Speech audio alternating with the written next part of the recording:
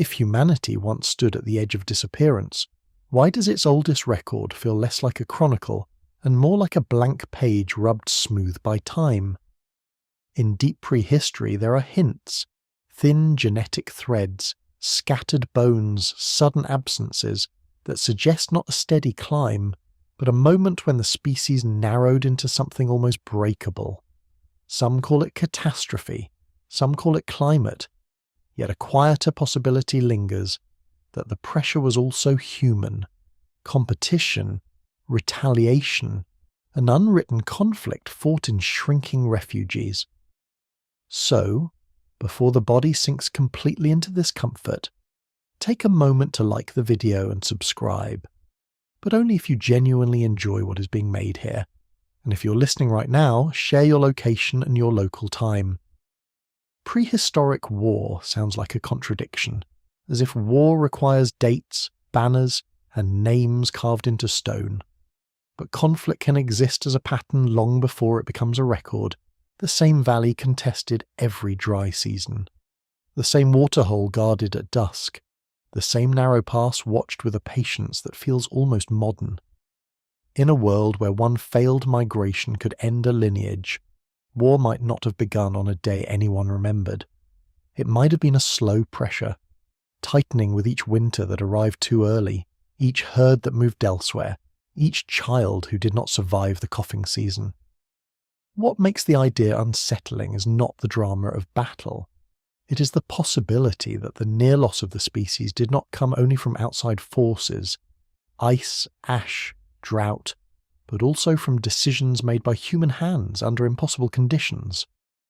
The evidence arrives indirectly, like footprints at the edge of a receding tide. Geneticists describe bottlenecks, periods when diversity seems to shrink, as if the living population became uncomfortably small compared with what came before and after. Archaeologists find gaps where the debris of living, charcoal, bone fragments, stone flakes, thins or vanishes. Paleoclimate records speak of abrupt shifts that would have tightened the margin of survival. None of these lines alone declare a war. Together, they sketch a world where conflict could have become an accelerant. The late Pleistocene was a landscape that changed its mind. Sea levels rose and fell, opening routes and then drowning them. Deserts expanded, softened, hardened again. Under such conditions, human groups would be pushed into refuges, pockets where water and food remained reliable enough to justify staying. Refugees sound gentle when spoken aloud, but in practice they're crowded rooms with limited air. When too many people depend on the same shelter, the shelter becomes a reason to fight. The ignition point for a cycle can be small, a theft that is not forgiven, a raid to reclaim what was taken, a retaliatory strike meant to end the threat, which instead creates a debt paid in fear. Prehistoric societies were not naive. They knew strategy in the quiet way hunters know wind. They understood coalition in the way families understand obligation. The absence of writing does not imply the absence of politics. It only means politics lived in faces and memories. When scarcity arrives, intimacy can curdle into suspicion. Occasionally, bones preserve the blunt edge of that suspicion. Some skeletal assemblages show trauma difficult to dismiss as accident.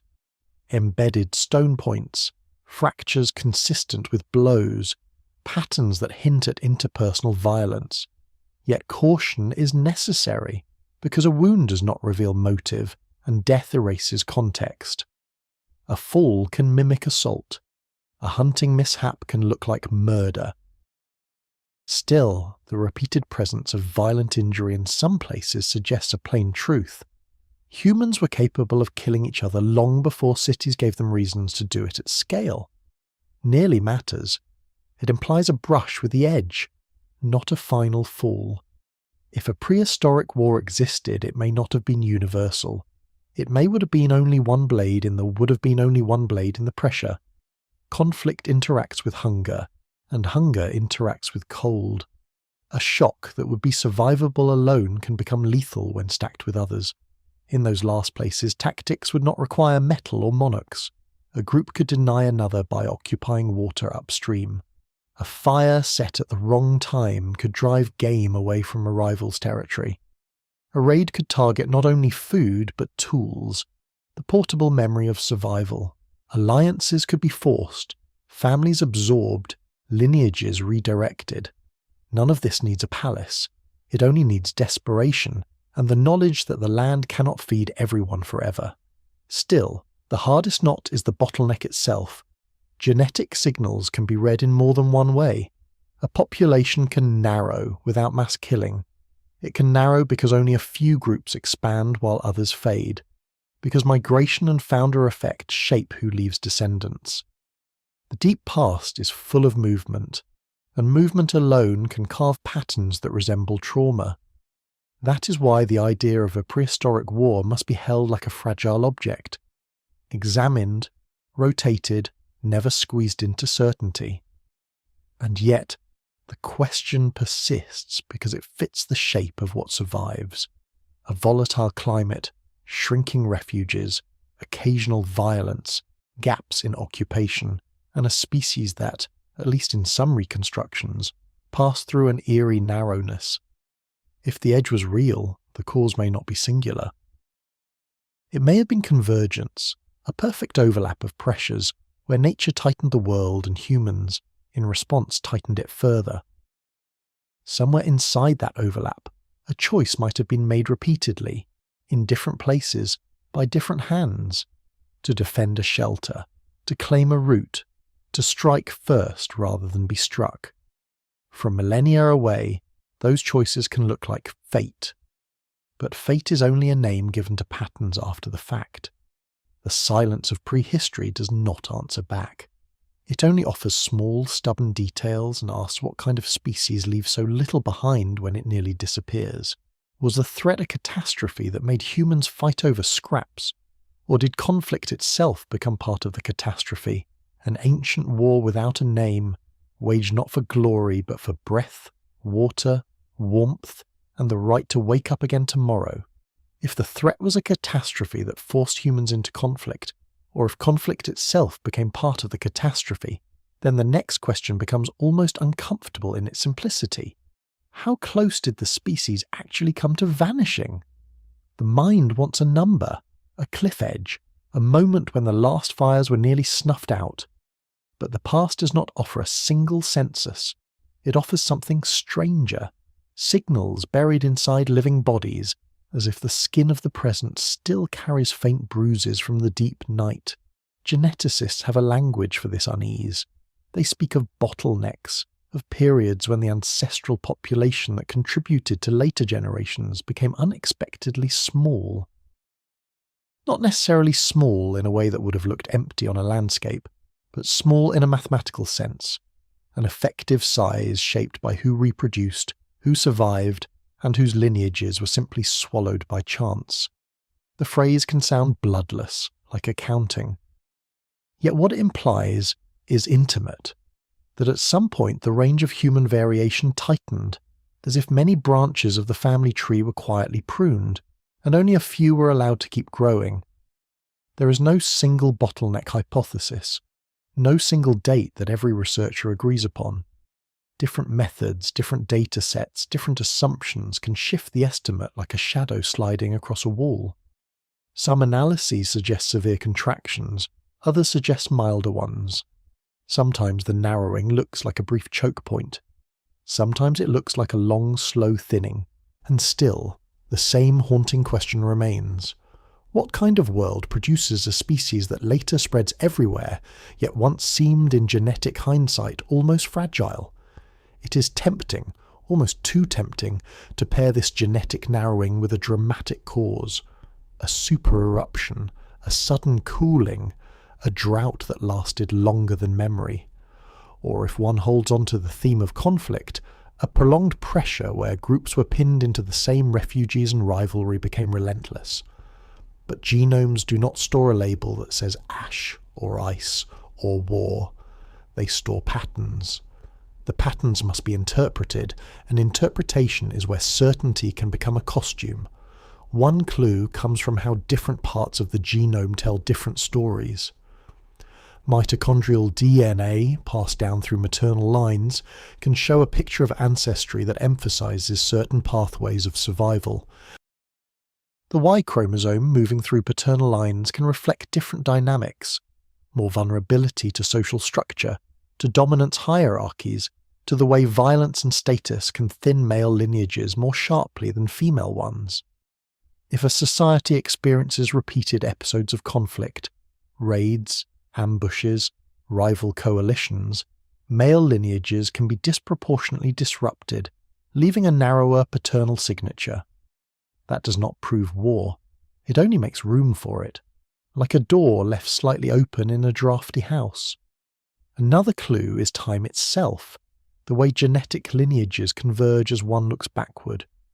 Coalescent approaches, in their various forms, attempt to reconstruct how many ancestors must have existed for modern diversity to make sense. The models can suggest episodes where the number of contributing ancestors shrank. But a contributing ancestor is not the same as a living person. A valley could contain many humans, yet only a few lineages might thread through the needle's eye to reach the future. A plague could do that. A famine could do that. A migration could do that. A social system that concentrates reproduction could do that too, especially if the concentration is reinforced by fear. And fear has its own ecology. Imagine a corridor between refuges, a narrow strip where water still runs in a dry world. A group controls it, not with walls, but with presence, knowing the ground, guarding the crossing, deciding who passes. Another group approaches, weakened by thirst, by hunger, by the fatigue of carrying children and tools. A negotiation fails. A skirmish breaks out. The dead are left behind because the living must keep moving. Days later, a different band arrives, and the scene repeats. The genome would not record the argument, only the outcome. Lineages that stop, lineages that continue. Yet the most careful scholarship refuses to collapse everything into one dramatic story. Climate records show repeated instability during the periods often discussed in bottleneck debates. Human populations were not static. They were mobile, splitting and merging like droplets in a storm. When small groups expand into new territory, founder effects can mimic a bottleneck. When one region's populations later dominate the ancestry of others, diversity can appear reduced even if no catastrophic die-off occurred. The deep past is not a single arena but a moving mosaic, and the mosaic can create illusions. Still, it is hard to ignore how often bottleneck discussions circle around eras of harsh environmental stress. Because the landscape is not merely a backdrop, it is a participant. When climates swing, habitats fragment. When habitats fragment, resources become patchy. When resources become patchy, roots matter. And when roots matter, the social world tightens into choke points, literal and metaphorical. In such conditions, conflict does not have to be constant to matter. It only has to happen at the wrong places, at the wrong times, to tilt survival from one lineage to another. There is also the quieter possibility that what looks like near extinction is partly the result of erasure rather than death. Sea levels rose dramatically after the last glacial maximum, drowning coastlines that would have been among the richest places to live.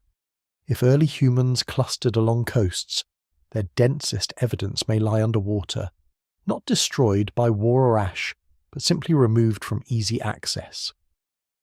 Archaeology, then, becomes a distorted mirror. The record thins, and it is tempting to fill the gap with catastrophe. The gap may be real, but its cause may be the ocean's slow, indifferent rewriting. And yet, even erasure can act like a kind of weapon in the story. Not a deliberate one, perhaps, but a force that controls what later generations are allowed to know. When the best preserved evidence comes from caves, deserts, and highlands, it favours certain narratives, survival in harshness, drama in refuge, while the more ordinary lives on fertile coasts vanish beneath water. The past becomes more violent, more desperate, because only desperate places remain visible. If a prehistoric war occurred, it might be overrepresented in what survives, or it might be hidden precisely where the most people once lived. There is a tension here that does not resolve. The genome implies narrowing, the landscape implies stress, the bones sometimes imply violence, the archaeology implies absence, the ocean implies theft of evidence. Put together, they form a corridor of suspicion rather than a conclusion. It becomes possible to imagine a world where humans were not simply victims of nature, but active participants in a tightening spiral, responding to stress with strategies that included exclusion, retaliation, and territorial defense. The word war still feels too sharp, too modern, but the logic of war, scarcity, fear, boundary, punishment, does not require metal. Perhaps the most unsettling thought is that the bottleneck, whatever its true magnitude, is not a mystery locked in the past. It is a reminder of how quickly complexity can collapse into a small, trembling number. A species can carry fire, language, and imagination, and still be reduced for a time to a thin thread of survivors clustered in pockets of livable world. And if that thread endured, it endured not because the world became kind, but because someone, somewhere, made a sequence of choices that worked. The question is what those choices looked like.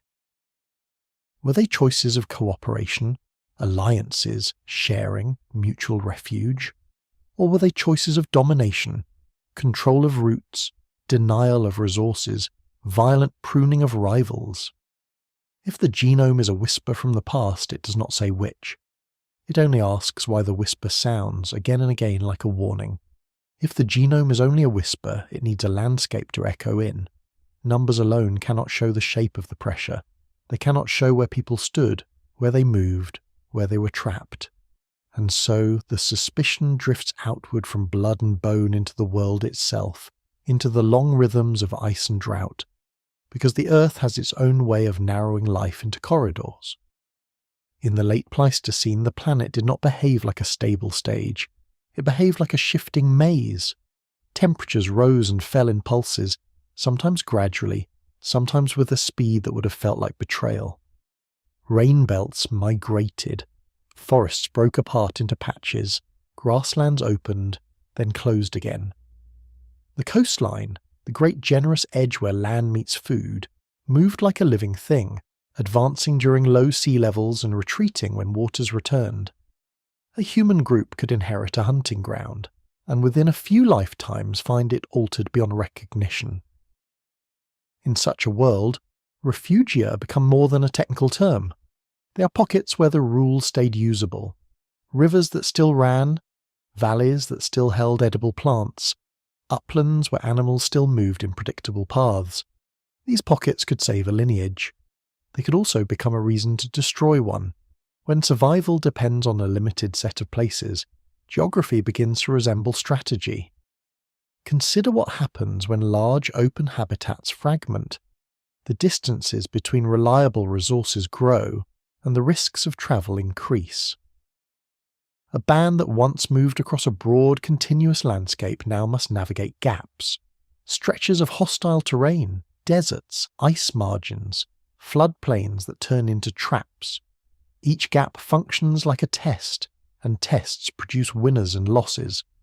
But the losses are not always quiet. The moment two groups converge on the same safe place, the question becomes immediate: share, merge, trade, or exclude. One of the most important and most overlooked front lines of prehistory is water. Rivers are not just features. They are lifelines and highways, boundaries and meeting points. In arid or seasonally dry zones, a single spring can determine whether a route is possible at all. If climate change shortens wet seasons or shifts monsoon patterns, the number of workable water points shrinks. Then the map becomes simple in a dangerous way. Fewer places to drink means more chances of collision, and collision is not always violence. Often it is exchange. Stone materials travel across surprising distances. Shells appear far inland. Pigments show up where they do not naturally occur. These are gentle signs that networks existed, that people met without killing each other, but exchange itself can create inequality, access to better tools, to rare materials, to allies. In a tense environment, inequality can become provocation. A group with reliable access to a river crossing or a flint source may find itself envied, resented, challenged. The climate record offers episodes that intensify this tension. Abrupt cold events, shifts in rainfall, sudden expansions of desert or steppe. These are not just scientific data points. They are moments when the human map would have been redrawn. A herd disappears from a familiar route. A forest edge retreats, taking edible plants with it. A river floods and then changes course. The old knowledge, where to hunt, when to harvest, becomes partly wrong, and wrong knowledge is lethal. Under such stress, people may compress into fewer, more predictable zones. Compression creates density. Density creates friction. Some researchers have argued that certain regions acted as long-term refuges, where humans persisted through harsh phases, later expanding when conditions improved. Southern Africa, parts of East Africa, sections of the Levant and other pockets have been discussed in this way, depending on the time frame and the model. The details vary, but the principle remains. Survival is unevenly distributed in space. If one refuge is more stable than another, it becomes not only a shelter, but a seedbed for expansion. When expansion begins, it carries an ancient inevitability. Those who expand will meet those already there. This meeting can be framed romantically as migration and discovery, but in a tight world, it can also be framed as intrusion. The newcomers arrive hungry, ambitious, desperate, or simply persistent. The established groups see their hunting grounds thinned, their water disturbed, their seasonal rhythms interrupted. The conflict, if it occurs, need not resemble organised warfare. It can be recurrent raiding, cycles of intimidation, tactical avoidance, or occasional massacres that leave only scattered bones and a silence in the archaeological layer. Even without direct evidence of battles, the landscape itself can show signs of pressure. Settlement patterns can shift toward defensible positions. Uplands, narrow entrances, places where visibility is high. The use of caves and rock shelters may intensify not only because they preserve well, but because they offer security. Mobility strategies can change. Groups may become more territorial if movement becomes too costly. None of these are definitive signs, but they align with the logic of a world that is narrowing. Fire adds another dimension. Fire is warmth and cooking and protection, but it is also a tool for reshaping land. Whether early humans used fire to manage landscapes deliberately at certain scales is debated across regions and times. Yet even small-scale burning can influence plant growth, herd movement, and the visibility of predators or rivals.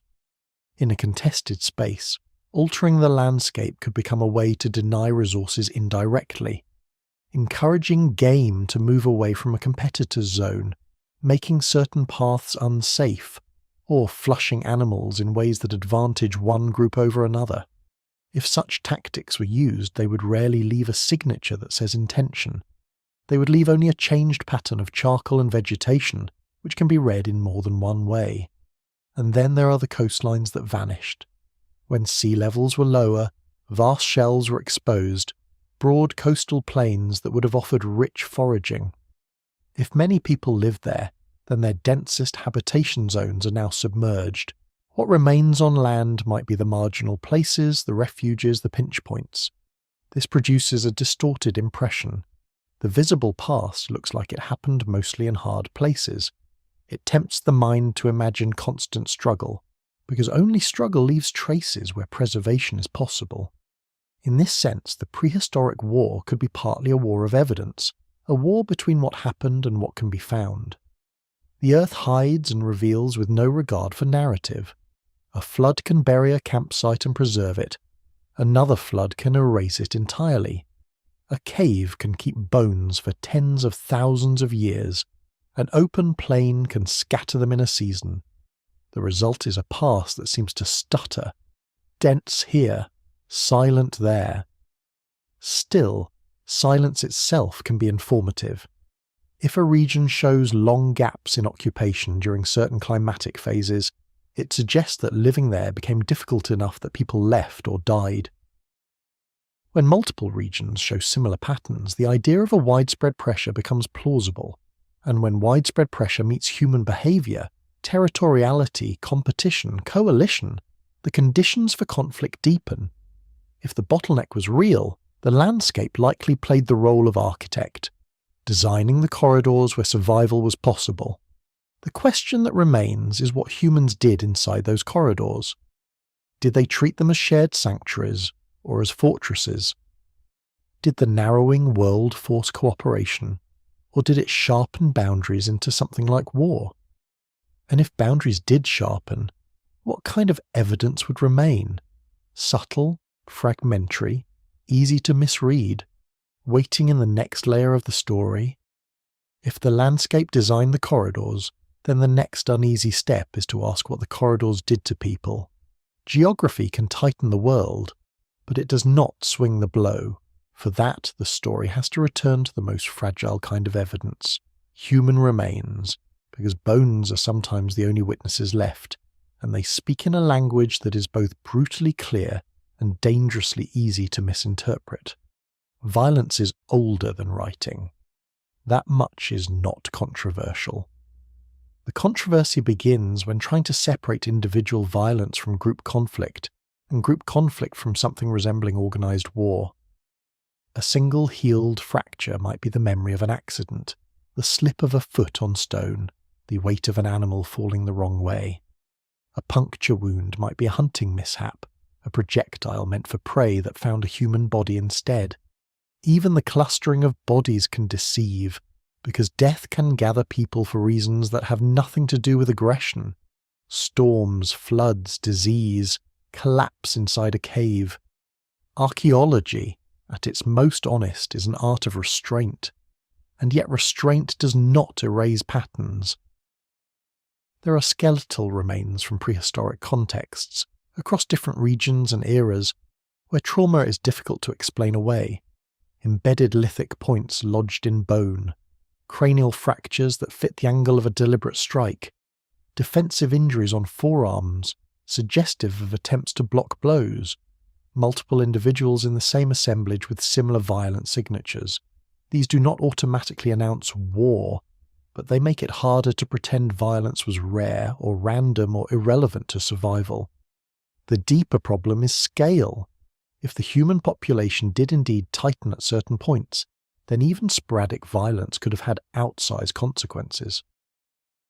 In a small, stressed population, the death of a few skilled adults can change the fate of a group.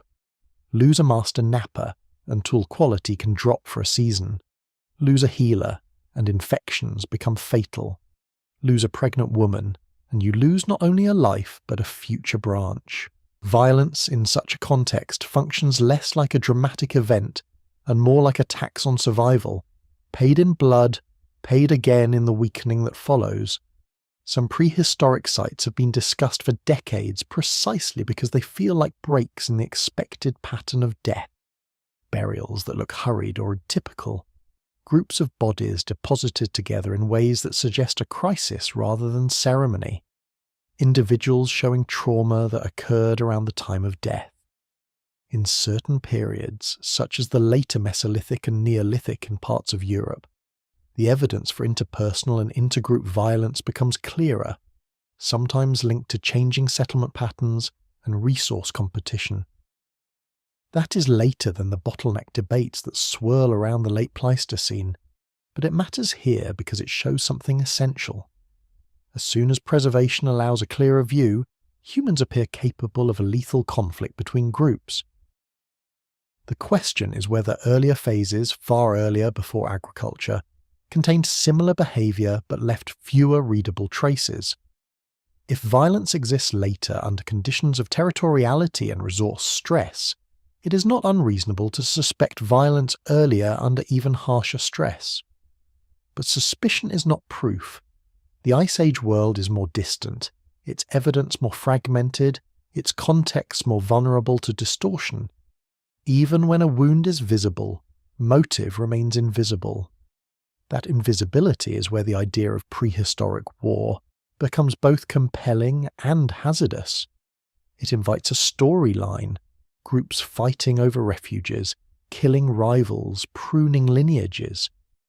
But the same wound could also belong to a personal dispute, a jealousy, an accident during a tense hunt.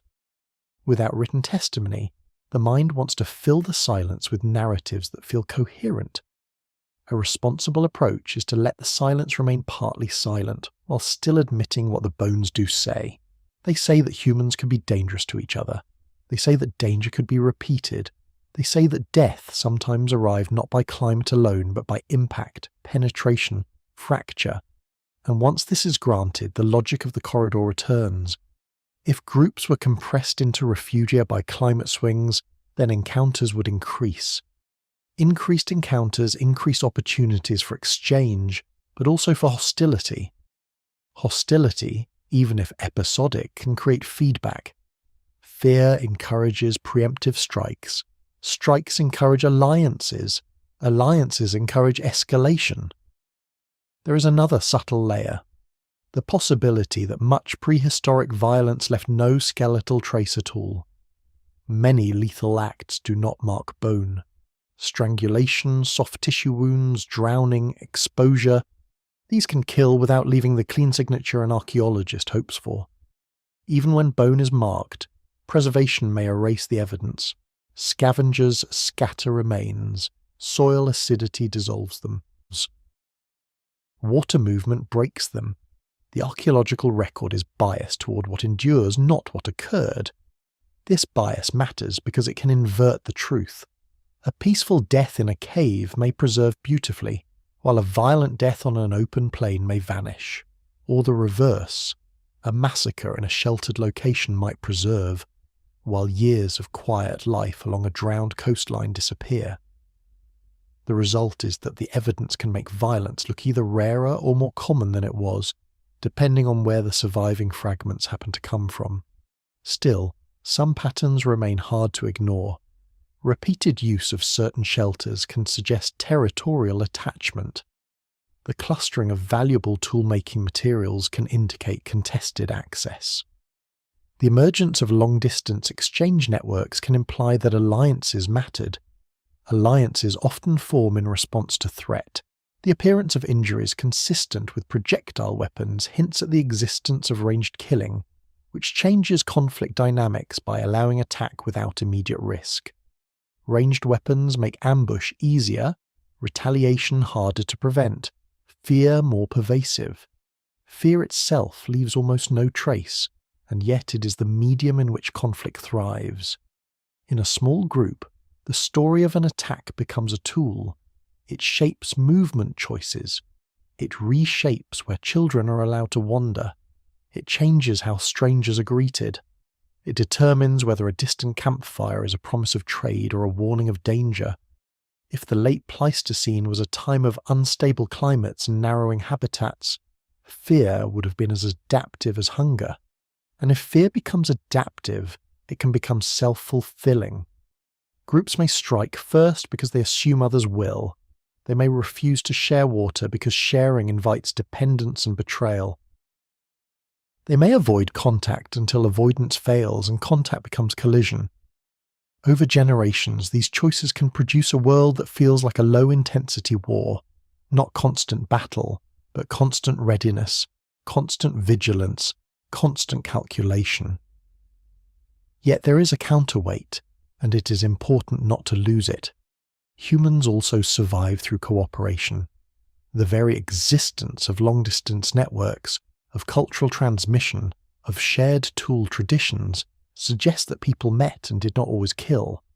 Genetic evidence of mixing with other hominins implies contact that was not purely violent. Even within Homo sapiens, the spread of ideas indicates social bridges. The story cannot become a simple tale of endless brutality without betraying the evidence of connection. So the question tightens into a sharper form. In the narrow corridors of survival, which force dominated, the force that builds bridges, or the force that burns them? And if both existed together, cooperation within groups, hostility between groups, could that combination have been strong enough under climate stress to push the species toward the edge? The bones do not answer directly. They only offer brief flashes of impact, like lightning revealing a landscape for an instant. But perhaps the most unsettling part is that the flashes are real, and once they are seen, it becomes harder to imagine the corridors as peaceful paths. It becomes easier, too easy, to imagine them as contested routes, watched and defended, where the future of human lineages could hinge on a single encounter in the wrong season. If that is true, then the next layer of the mystery is not only whether violence happened, but whether violence could have been scaled, whether humans, even without states, could create something like strategy at the level of territories. And if they could, what tool would allow that scaling without writing, without walls, without kings? If strategy can exist without kings, then it must live somewhere other than parchment and decrees. It must live in habits, in seasonal routines, in the way a group learns to treat a landscape like a map of risks. And among all the tools available to prehistoric people, one stands out for its ability to reshape a world quietly, at a distance, without leaving a clear signature of intention: fire. Fire is so ordinary to human life that it becomes difficult to see it as power. It warms, cooks, hardens wooden points, keeps predators cautious. It gathers people into circles where stories and plans can be shared, but it also edits the land. It can open a forest, refresh grass, drive animals into new routes, clear undergrowth that hides danger. A controlled burn can create a mosaic of habitats that increases food reliability. And this is where the unsettling thought slips in. A tool used to create abundance can also be used to deny it. There is a long and sometimes heated debate about how deliberately, how widely, and how early humans used fire to manage ecosystems. In some regions, researchers argue that burning practices shaped landscapes over thousands of years, influencing vegetation patterns and even the distribution of species.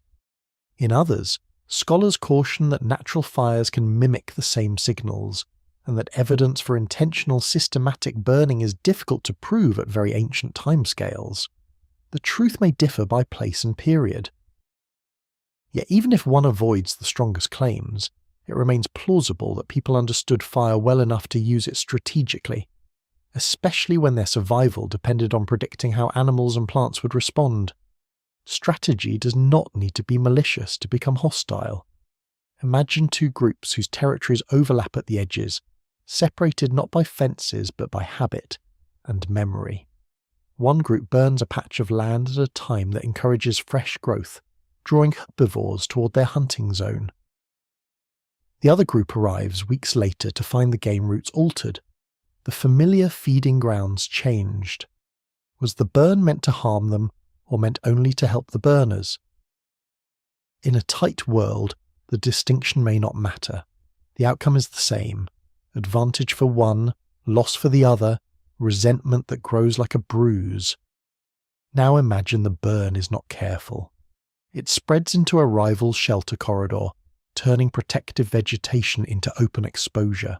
It fills the air with smoke that lingers, making breathing difficult for children and elders.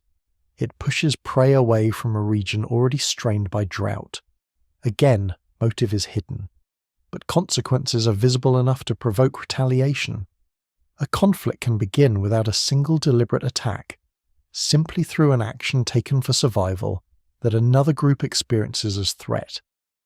This is what makes fire such a disturbing candidate in a story about prehistoric conflict. It operates in the space between intention and effect. It can be a weapon without being named as one. It allows a group to change conditions for others without direct confrontation. If prehistoric war was less about battles and more about the manipulation of scarcity, fire becomes a plausible tool of escalation. There is another layer. Fire is also a signal. A column of smoke reveals presence. A glow at night suggests a camp. In a landscape of corridors and refugia, visibility can be dangerous. People might choose to conceal fires, to keep them small, to burn in sheltered places, or they might use fire as intimidation, large visible burns that mark a territory, that announce control. This is not provable in the strictest sense for deep prehistory, but the behaviour is conceptually simple. Use the environment to communicate power when language does not cross group boundaries easily. Fire also leaves residues that can enter the scientific record. Charcoal in sediments, changes in pollen indicating shifts in vegetation, soot layers in caves. Yet these traces rarely carry a clear tag saying human, or natural, careful, or violent. The same charcoal can come from lightning, from drought-driven wildfire, from a hearth, from a managed burn. The ambiguity invites story, and story invites overconfidence. The responsible approach is to keep the ambiguity intact while still recognizing what fire makes possible. What fire makes possible is this: ecological warfare by side effect. Not a grand plan, not a command chain, but a repeated practice that reliably benefits one group and harms another. In a narrow survival corridor, repeated harm can push a rival into riskier routes, into poorer food zones, into greater exposure to cold and disease. Over time, lineages can vanish not because of a single massacre, but because their environment has been subtly made less livable. This idea aligns uncomfortably well with the broader theme of near extinction. Bottlenecks do not require one decisive catastrophe. They can emerge from sustained pressure, years of slightly worse nutrition, slightly higher infant mortality, slightly lower reproductive success. If conflict in the late Pleistocene took the form of repeated resource denial, it could contribute to this sustained pressure. Fire, in that scenario, becomes a method of shaping probabilities. Yet, again, the story must hold its counterweight. Fire is also cooperation. The knowledge of how to manage a landscape can spread through contact. Burning can create shared hunting grounds that benefit multiple groups. In some contexts, deliberate burning practices are associated with long-term stewardship rather than destruction. The same tool that can deny can also nourish. The difference might not be in fire itself, but in the social relationship between those who use it and those who are affected. So the question becomes relational. In a world under climatic stress, were relationships between groups more often cooperative or competitive? Did drought and cold encourage alliance, marriage exchanges, shared roots, reciprocal refuge? Or did they intensify boundaries, making every outsider a potential thief of survival? If boundaries hardened, then tools like fire could shift from stewardship to strategy, from care to control. There is also the possibility that fire's role is tangled with the disappearance of other species. Extinctions at the end of the Pleistocene have been debated for generations, with hypotheses involving climate change, human hunting pressure, habitat alteration, and combinations thereof. If humans contributed to ecological disruption on a large scale, whether through hunting, burning, or both, then the late Ice Age landscape would have become a changing arena of diminishing returns. Diminishing returns sharpen competition. Competition can turn groups against each other even when no one intends it. And perhaps that is the most haunting version of prehistoric war, a conflict that does not require hatred, ideology, or conquest, only the incremental logic of survival in a narrowing world. A few burns timed for advantage, a few routes denied, a few seasons of hunger, a few retaliations, enough to tip probabilities. If this kind of war happened, it would be difficult to see clearly in the evidence, because it would blend into natural fire regimes and into the ordinary human need to use flame.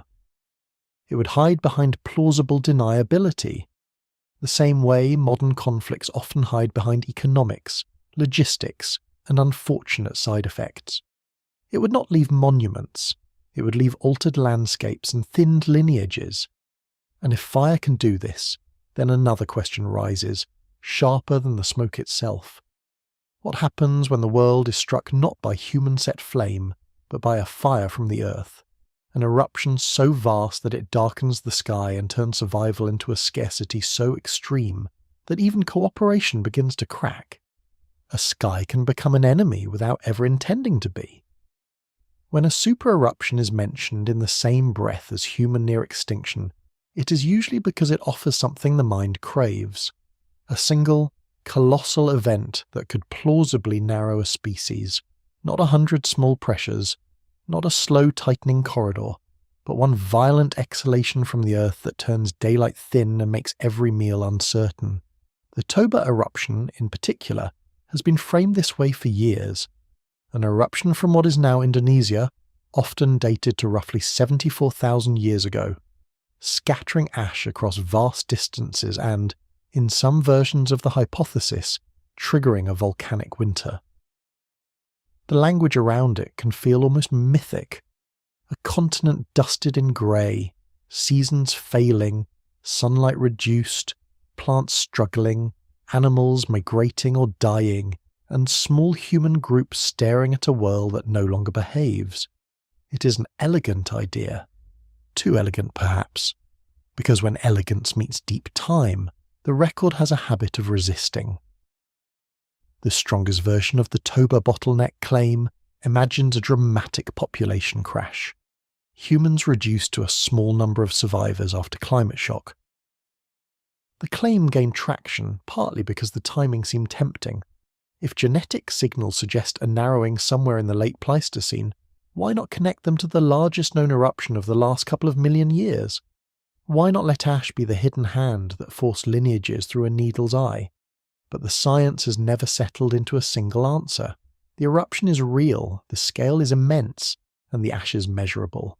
The question is what the eruption did to climate and then what climate did to people. Each step adds uncertainty. Volcanic aerosols can cool the Earth, but the magnitude and duration depend on the chemistry of the eruption, atmospheric dynamics, and background climate conditions. Even if cooling occurred, its effects would not be uniform. Some regions could become harsher, others might be buffered. A super eruption can be global in reach and still produce local outcomes that vary like weather. Then comes the archaeological tension that refuses to disappear. Evidence of human presence does not vanish cleanly at the Toba horizon, in every region where it could be expected to. In parts of South Asia, for example, stone tool assemblages have been discussed in relation to ash layers, raising the possibility that humans persisted through, or quickly after, the eruption. That does not mean they were unaffected. Persistence can still be brutal. It simply means the story may not be a simple cliff edge. If a volcanic winter did strike, it would have functioned like a sudden tightening of all the corridors at once. Plants would suffer under reduced sunlight and altered rainfall. Herbivores would shift routes or decline. Predators would follow.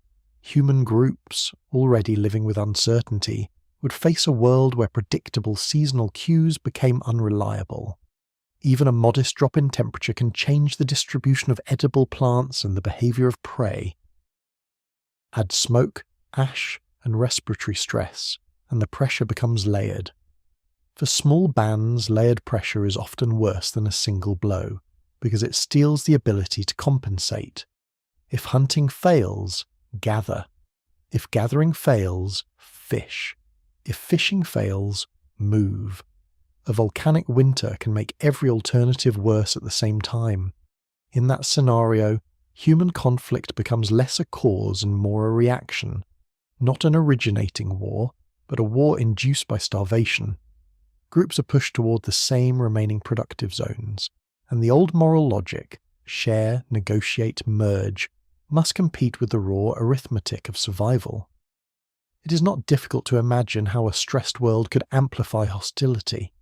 A single confrontation at a spring, a raid on stored food, an act of exclusion that condemns another group to a longer trek through failing landscapes.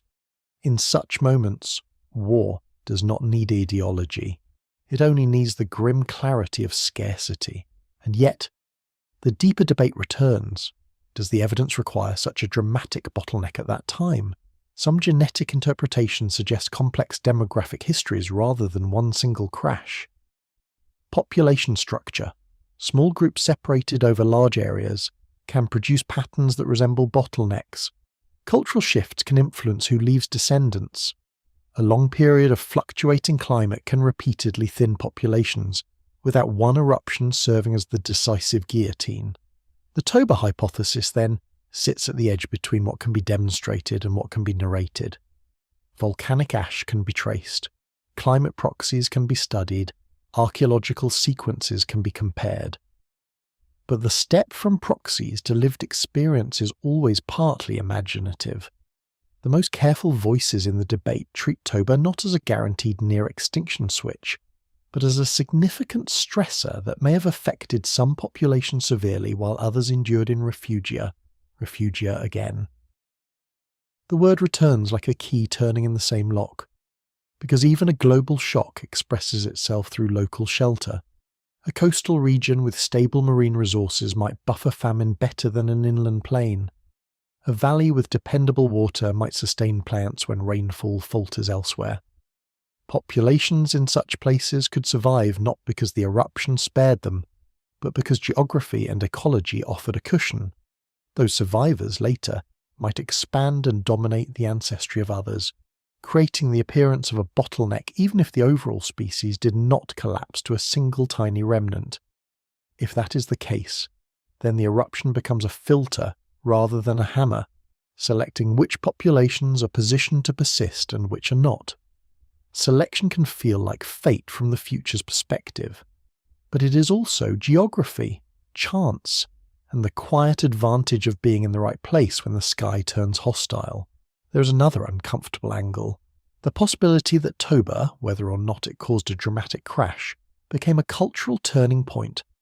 A generation that lives through years of dimmer skies and unstable seasons might change how it organises knowledge. It might become more mobile, more cautious, more territorial. It might prioritise different foods, different tools, different alliances. Such changes could ripple forward even after the climate stabilises. The catastrophe would then survive not only in numbers, but in behaviour, an invisible inheritance. This is where the concept of prehistoric war becomes more subtle. Perhaps the war was not a single conflict, but a sequence of adaptive shifts that made conflict more likely. If a super-eruption forced groups into closer proximity and competition, it could set the stage for cycles of hostility that outlasted the ash itself. Violence may not spike because humans became suddenly cruel, but because the social geometry of survival changed. People who once could avoid each other are now pushed into the same narrow routes. Avoidance fails, contact becomes inevitable. The same small miscalculation, an insult, a theft, a refusal, has larger consequences when everyone is already hungry. And still, an eruption is not an author. It does not write intention into the world. Humans do that. Some groups might respond to crisis by merging, by building wider networks, by sharing knowledge of safe routes and edible plants. Others might respond by tightening boundaries. Both responses are plausible. Both could occur in different places at the same time. The record would preserve only fragments. A tool tradition that continues across an ash horizon, a gap in occupation here, a sudden shift in diet there, a genetic pattern that can be read like a warning. If the sky's darkening did not nearly extinguish humanity by itself, it may have done something equally haunting. It may have taught the species how close the edge truly was. Once that lesson is learned, even unconsciously, it changes the way a group looks at strangers. Strangers become either salvation, new mates, new allies, new information, or competitors arriving to take the last workable refuge. And that returns the story to its central tension. The near extinction might not have been one event, but an era where multiple forces overlapped: climate instability, ecological disruption, and the human capacity to escalate scarcity into conflict. If Toba was part of that overlap, it becomes less a single explanation and more a magnifier. The question that remains is what the overlap did to the web of human relationships. Did it harden boundaries into long-running hostilities? Did it force desperate migrations into occupied lands? And when those migrations met other hominins, other kinds of humans already adapted to harsh worlds, did the corridor become not only narrow, but crowded with rivals who understood survival in different ways? If a darkened sky magnified scarcity, then the next pressure would not have been only hunger, but movement. Hunger pushes feet. Cold pushes feet. Fear pushes feet. And when people move, they do not move into emptiness. They move into other people's corridors, other people's seasons, other people's remembered boundaries, lines that exist even when nothing is drawn on the ground. The Out of Africa story is often told as a sweeping wave, a grand expansion that eventually fills continents. But expansion on the ground is rarely a wave. It is more like seepage through cracks. Small groups split off, test routes, retreat, try again. Some disappear without leaving descendants. Others find refuges, multiply, and later look inevitable in hindsight. If near extinction is part of the background, then each migration is not merely exploration. It is a gamble made with the entire future of a lineage. Routes matter because routes concentrate contact. The Levantine Corridor, for example, has long been discussed as a key passage between Africa and Eurasia, a place where climates and coastlines alternately opened and closed the door. When the door is open, movement increases. When movement increases, so does the chance of collision. A narrow geographic bridge is also a social bridge, and social bridges can carry trade, marriage, and information. They can also carry hostility. In a world of shifting climates, it is not hard to imagine why corridors become contested. If an inland route dries, travellers are forced toward coasts. If a coast floods, travellers are forced inland. If cold expands steppe or ice margins, movement funnels into lower, warmer regions. Each funnel concentrates groups, and concentration changes the math of survival. The more groups share a space, the more likely they are to encounter each other, and the harder it becomes to avoid misunderstandings, theft, or fear-driven preemption. The archaeology of these movements often appears as continuity and change in stone tool traditions, the spread of particular technologies, the appearance of new materials in old places. It can be tempting to read every transition as invasion, but technology can spread without conquest. Ideas travel faster than bodies. Still, bodies do move, and when bodies move under stress, their social posture can shift from curiosity toward caution. A migrating group is vulnerable, a settled group is territorial. That asymmetry alone can generate conflict without either side being evil. One side feels threatened by a rival, the other feels threatened by exclusion. It is also possible that migration itself was sometimes driven by conflict. Groups pushed out by stronger neighbours, corridors controlled by alliances, refugees dominated by those willing to defend them. In this view, prehistoric war is not only an outcome of migration but a cause of it, a pressure that makes certain routes too dangerous and forces people into riskier alternatives. The record would not show the ultimatum, only the sudden change in where people appear. There is a subtle clue in how human social networks seem to have expanded over time. Long-distance exchange implies not just contact but trust. Enough trust to pass objects, mates, and information across group boundaries. Trust can be built by repeated interaction, by shared ritual, by reciprocal gifts. But trust can also be built under duress, as a response to threat. Alliances form when survival requires more than a single group can provide. If climatic instability increased the need for alliances, then the same instability would also increase the stakes of betrayal. A failed alliance can be deadlier than no alliance at all, because it creates vulnerability with the illusion of safety. Under these conditions, the dividing line between cooperation and war becomes thin. A marriage exchange can reduce tension, but it can also be experienced as a claim over territory, a demand for access. A gift can be a bridge, or it can be interpreted as tribute. A shared hunt can be a bond, or an opportunity to ambush. The prehistoric world, seen this way, is not a simple map of peaceful and violent groups. It is a shifting field of relationships that can pivot quickly as resources and routes change.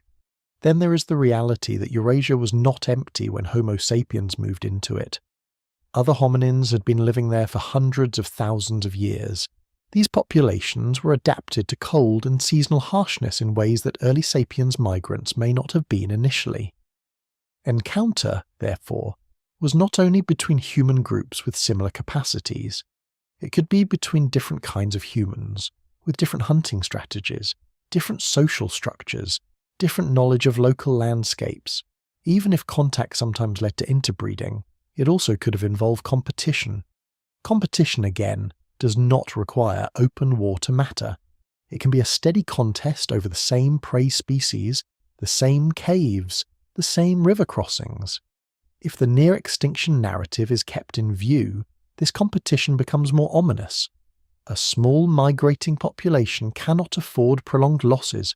If they were repeatedly blocked from refuges, if they were harassed along routes, if they lost access to critical resources, they could vanish without leaving a clear archaeological signature. In that sense, war could operate as a filter.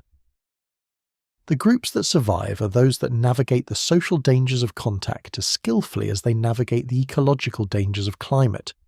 But here, another complication emerges. The evidence that sapiens and other hominins interbred implies not only conflict, but intimacy.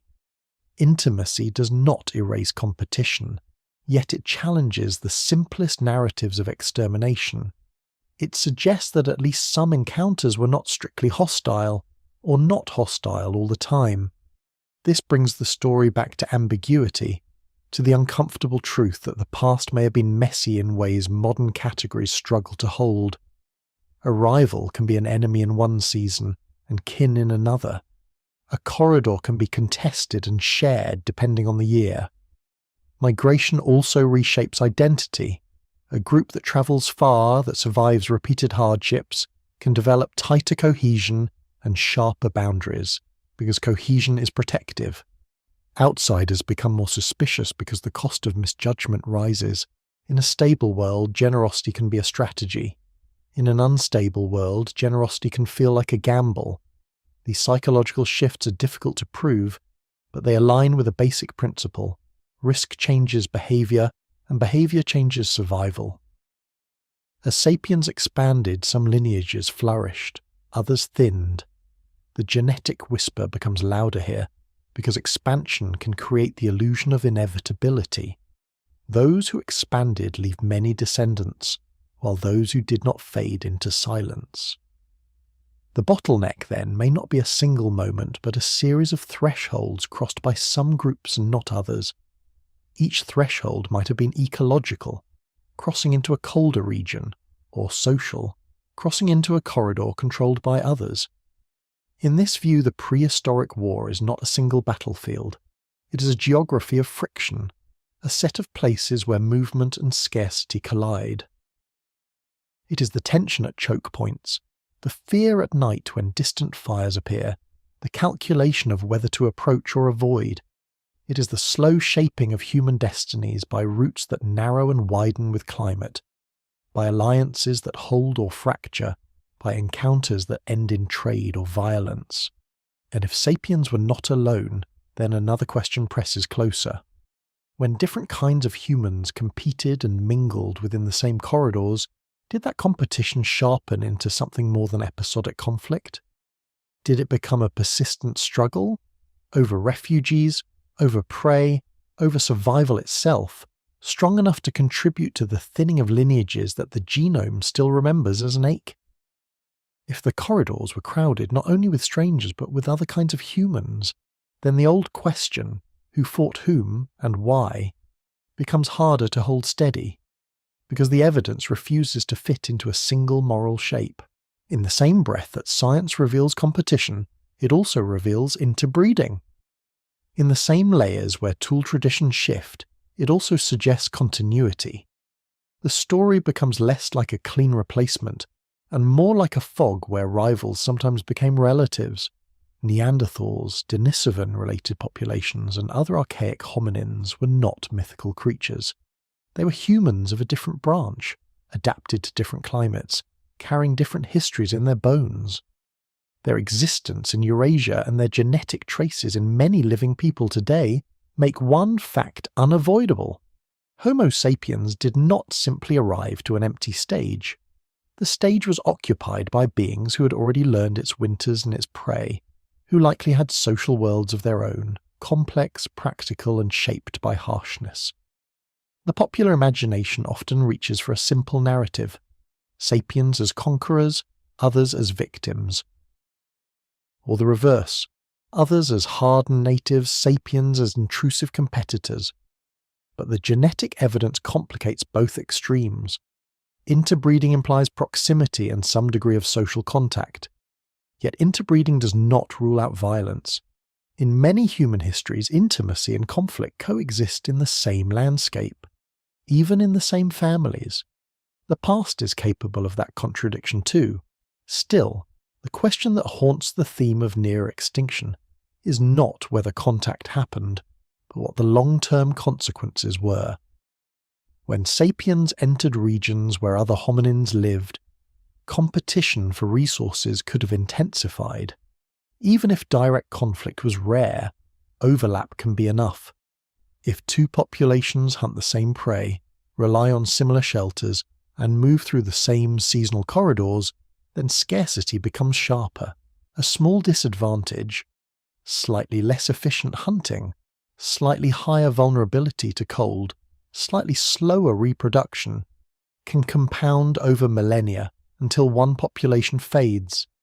This fading can look like war from a distance, even if it never involved a campaign. It can be a demographic struggle, what some scholars call competitive exclusion, where one population's expansion pushes another into marginal zones. The push population becomes smaller, more isolated, more vulnerable to random loss. In such a scenario, violence may occur not as the main driver, but as an accelerant at moments of high stress. A clash at a cave mouth, an ambush at a river bend, a raid on stored food. The difficulty is that the archaeological record rarely shows clear lines between these populations. Stone tools do not carry fingerprints of species. Sites can be reused across time by different groups. A cave could hold evidence of Neanderthal occupation and later sapiens occupation, or even alternating phases. When a technology shifts, it can indicate population movement, cultural diffusion, or both. The story demands restraint again, because the temptation to label every transition as conquest is strong, and often unwarranted. But restraint does not mean ignoring patterns. Neanderthals disappear. Denisovan-related populations as distinct groups disappear from the visible record even if their genes persist in traces. Homo sapiens expands. The timing and geography of these changes have been debated, refined, and argued over, but the broad direction remains. The question is whether this direction required something like persistent hostility, or whether it could be explained by ecology, technology, and chance. There are several plausible mechanisms that do not require organized war. Climate swings could have fragmented Neanderthal populations into smaller, more isolated groups, increasing their vulnerability. Sapiens may have had broader social networks, allowing faster spread of innovations and more resilience in hard years. Differences in mobility strategies could have given sapiens an edge in tracking prey across changing landscapes. Even small differences in reproductive rates can matter over thousands of years, and disease, carried unknowingly by one population into another, could weaken groups without leaving clear skeletal signatures. Yet even if these mechanisms are accepted, the idea of conflict does not vanish, because competition is still a form of struggle, and struggle creates conditions where violence can erupt. In a corridor world, repeated encounters between populations with overlapping needs are unlikely to be entirely peaceful. The problem is not whether violence existed, it is whether violence reached a scale that could be described even loosely as war. Some researchers have pointed out that certain injuries and trauma patterns could reflect conflict, though attributing them to interspecies violence is rarely possible. Others note that evidence of symbolic behaviour, social bonding and care in Neanderthal contexts suggests they were not simply brutal survivors, but capable of cooperation and protection within groups. That matters because cooperation is the foundation of both survival and warfare. A group that can care for injured members can also coordinate a defence. A group that can share resources can also decide who is excluded. The most unsettling possibility is that the war was not between sapiens and other hominins as separate armies, but within a broader ecology of human variation. Imagine a world where small bands sometimes included individuals of mixed ancestry, where identity was not a rigid category, but a shifting boundary. In such a world, conflict would not be a clean species war. It would be conflict over territory and resources among groups that were genetically and culturally entangled. The modern desire for simple categories would fail. The past would remain stubbornly complex. This complexity matters for the near-extinction theme because it suggests that the bottleneck could have been shaped by demographic entanglement. If sapiens populations were small and structured, and if some groups were absorbed while others were excluded or eliminated, the resulting genetic pattern could look like narrowing. The survivors' genomes would carry traces of contact, small segments of archaic ancestry, while the lineages of many other groups, sapiens and non-sapiens alike, would vanish. In this light, the corridor becomes not only a route through geography, but a funnel through identity. Who counts as us may have been a flexible question, negotiated through alliance, marriage and necessity. And when necessity hardens, the us can shrink. A shrinking us is dangerous because it turns strangers into threats by default. Under repeated stress, shrinking social circles can create repeated conflict. Conflict can create further shrinking. A spiral is formed. And still, even spirals can be interrupted by cooperation.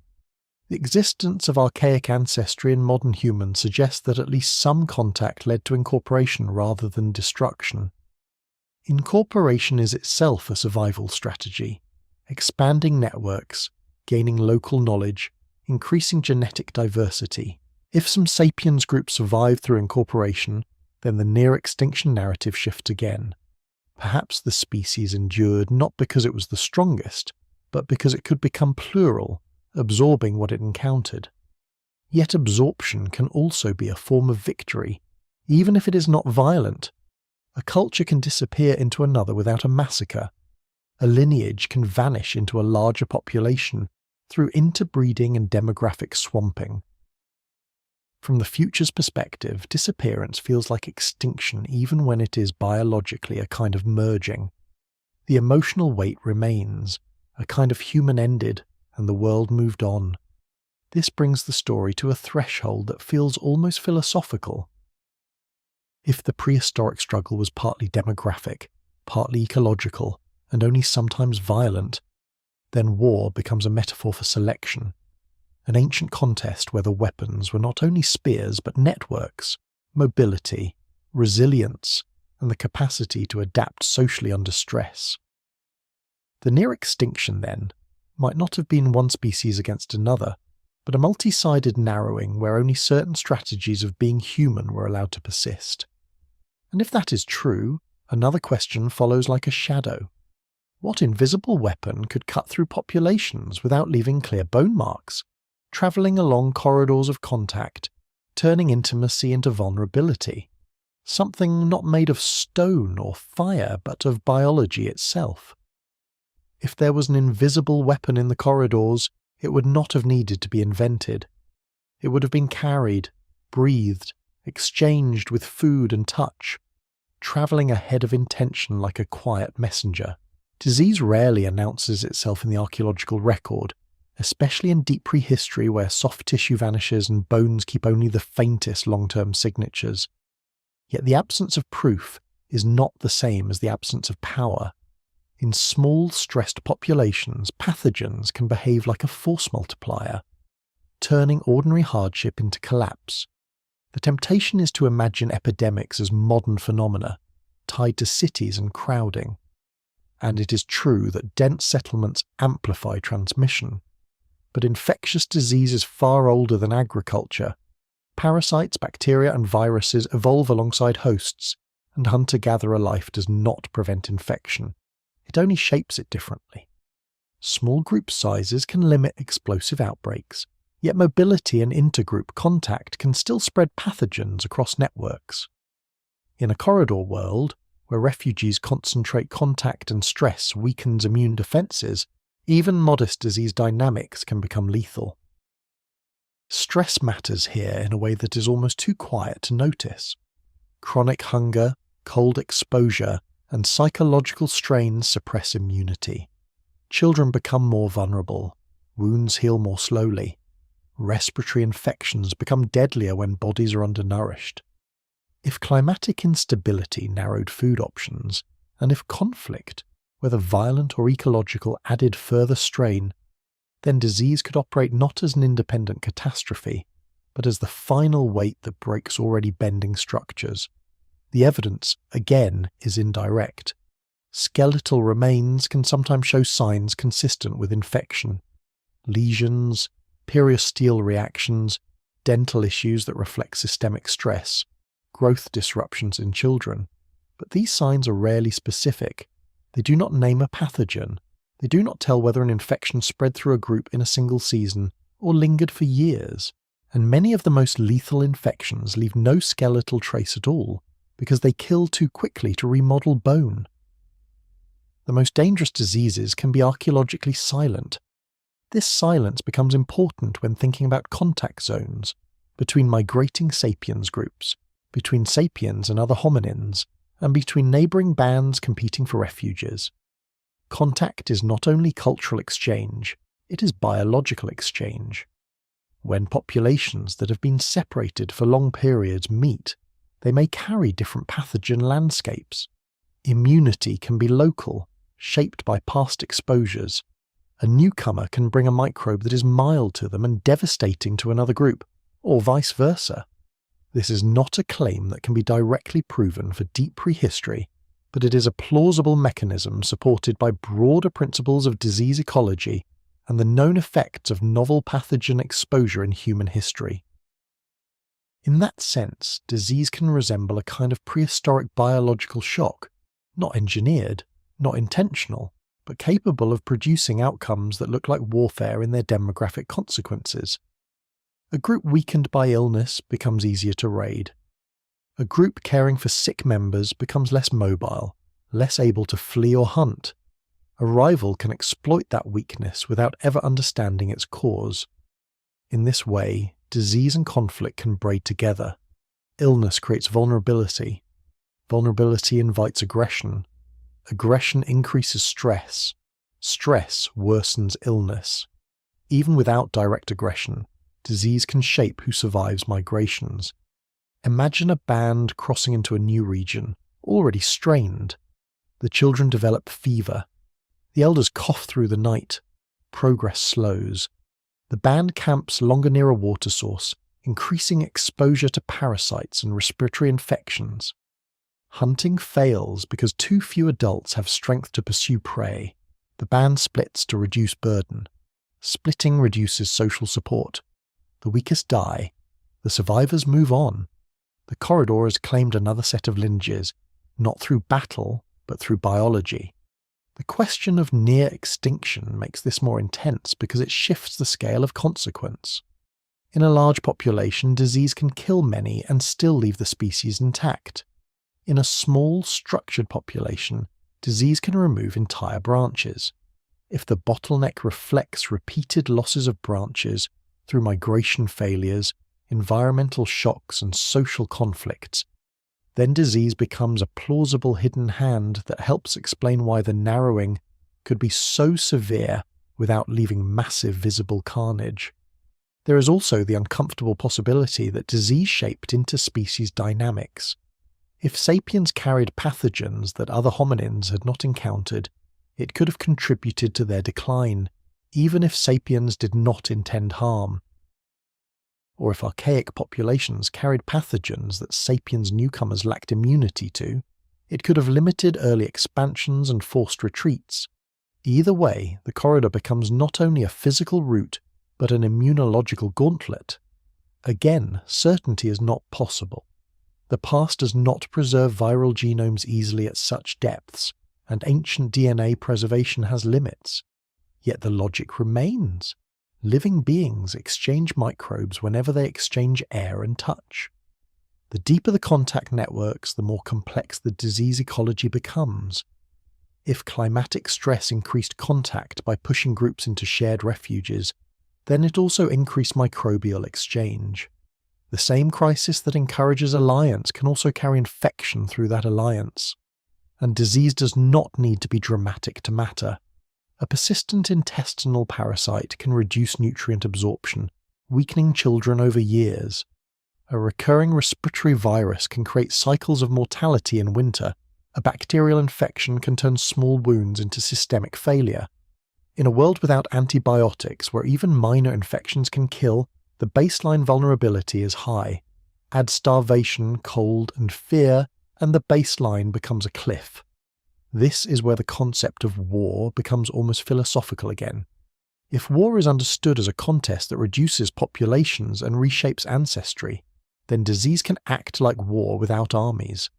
It can decide which groups flourish, which fail, and which vanish without leaving a clear narrative. It can also create the social conditions that resemble war: suspicion of outsiders, avoidance of contact, blame directed at strangers, scapegoating. The oldest human fear of the outsider may have biological roots as much as cultural ones. And yet the same networks that spread disease also spread resilience. Knowledge of medicinal plants, of safe water, of seasonal avoidance strategies can travel with people. Groups can learn from each other how to survive new illness patterns. Cooperation can save lives. In that sense, the corridor's biological danger could have encouraged the development of social strategies that later made sapiens exceptionally adaptable. Wider networks, shared knowledge, flexible alliance making. Still, flexibility does not erase the cost.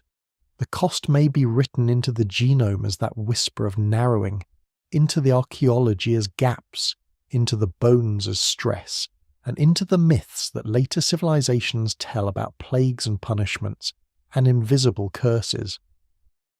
Myths are not evidence of a specific prehistoric epidemic, but they reveal how deeply humans feel the threat of unseen killers. If disease was one of the invisible forces tightening the corridors, then it likely did not act alone. It would have interacted with food scarcity, with climate swings, with conflict over refuges, with the psychological strain of living too close to the edge.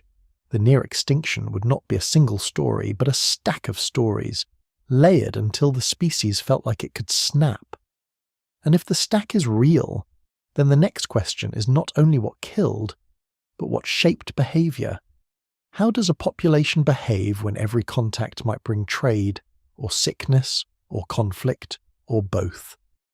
What kind of social world forms when trust becomes dangerous, but isolation becomes fatal? If trust becomes dangerous, but isolation becomes fatal, then the human mind itself becomes part of the survival landscape. In the deep past, there were no written treaties, no police, no courts that could enforce peace between strangers. There was only perception, memory, reputation, and the quiet arithmetic of risk.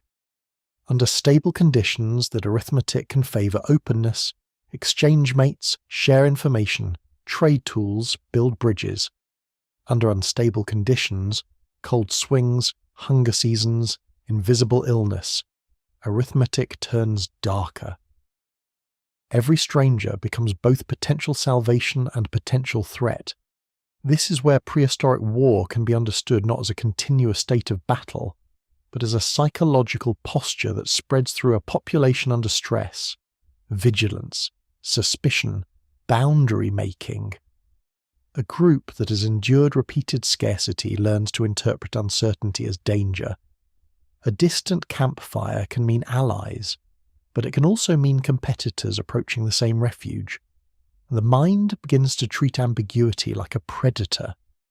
It is difficult to prove prehistoric psychology, and any attempt risks projecting modern assumptions backward.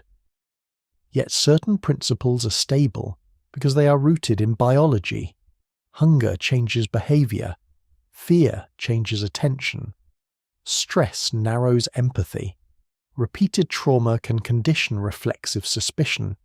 Even in modern contexts, scarcity increases conflict, not because people become inherently cruel, but because the cost of generosity rises and the tolerance for loss collapses. Imagine a small band at the edge of winter with stores low and children thin. A stranger appears, perhaps a lone traveller, perhaps a scouting pair. In an abundant season, the band might offer food, ask questions, listen. In a famine season, the band must weigh a brutal possibility. Feeding a stranger may mean one less child survives. The ethics of hospitality can fracture under that weight. The band may refuse, threaten, or drive the stranger away. The stranger may interpret refusal as hostility and return with others. A cycle begins, not because anyone wanted war, but because scarcity transforms moral choices into existential gambles. In such cycles, retaliation becomes a form of communication. Without writing, without a shared legal system, punishment is a message carried in bodies and stories. Do not cross here. Do not steal from us. Do not approach when we are weak. Retaliation, once it becomes expected, can escalate quickly. A raid meant to reclaim stolen food can become a killing. A killing can become a feud. A feud can split a landscape into hostile zones that shape migration routes. Over time, the corridor becomes not only a physical narrowing but a social minefield. This is not mere speculation. Anthropological studies of small-scale societies show a range of conflict patterns, from relatively peaceful coexistence to persistent feuding. The details vary widely, and it would be irresponsible to map them directly onto the Pleistocene. But they do reveal something fundamental. Organised states are not required for organised hostility. Coalitions, revenge norms, territorial defence, and strategic raiding can emerge wherever social groups compete for resources and status. Status matters more than it seems. In small groups, status can influence access to mates, food distribution, and leadership in decision-making. Under stress, status contests can intensify. A leader who fails to secure food can lose legitimacy. A challenger can gain followers by promising a raid or a risky migration. Internal tensions can push groups toward external aggression as a way to unify. Even if the primary driver of near extinction was ecological, social dynamics can determine how groups respond, whether they merge, split, cooperate, or fight. Children sit at the centre of this, not because they fight, but because they anchor decisions. A group's future lives in its children, and that future is fragile when food is scarce. A cautious group might avoid contact to protect children from violence and disease, but avoidance can limit access to mates and information, increasing inbreeding risk and reducing adaptive flexibility. An open group might gain allies and genetic diversity, but also increase exposure to pathogens and predation by rivals. There is no safe choice. Under repeated stress, the least bad choice may shift from season to season, creating inconsistent behaviour that outsiders interpret as betrayal. These psychological dynamics can also interact with migration. A migrating band entering new territory carries not only physical needs but stories, memories of past refusals, past attacks, past winters that nearly killed them. Their posture may be defensive, quick to interpret gestures as threat. The resident groups in turn may remember their own past traumas. When two traumatized groups meet, misunderstanding becomes more likely.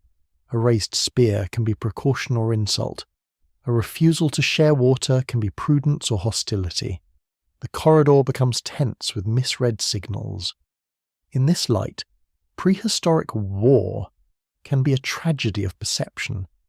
Not the absence of morality, but morality compressed by survival pressure until it becomes narrow and sharp.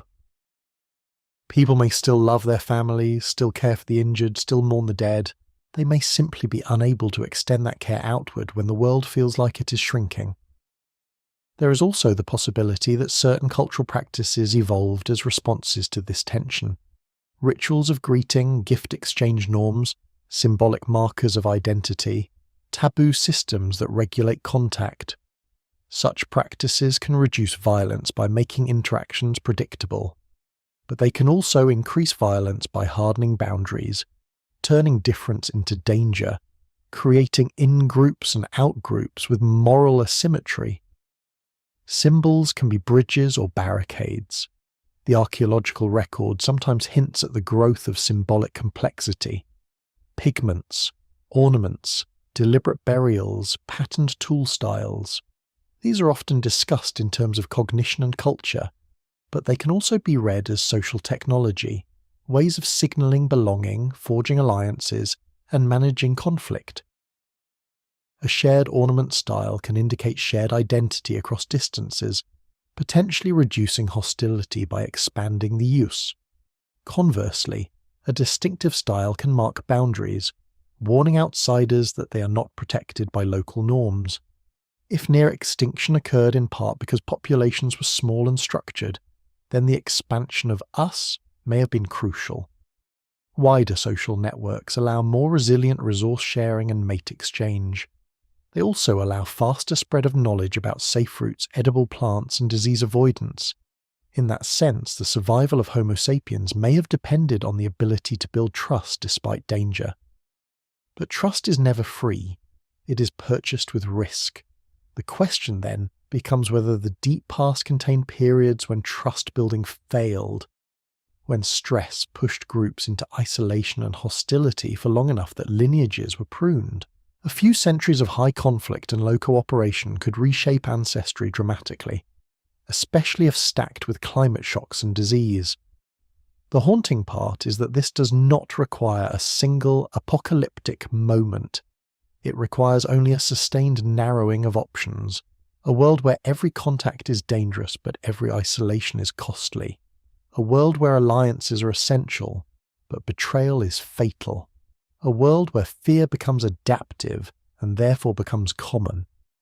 If the prehistoric corridor became such a world, then the next layer of the mystery is to identify when this tension may have peaked, when climate instability, ecological disruption, and social friction clustered most intensely.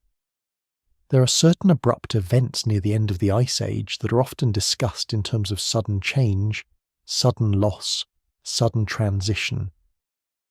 If those events shaped human societies, they may have left more visible traces, not only in ice cores and sediments, but in the pattern of human settlement and the stories later cultures told about a world that turned hostile overnight.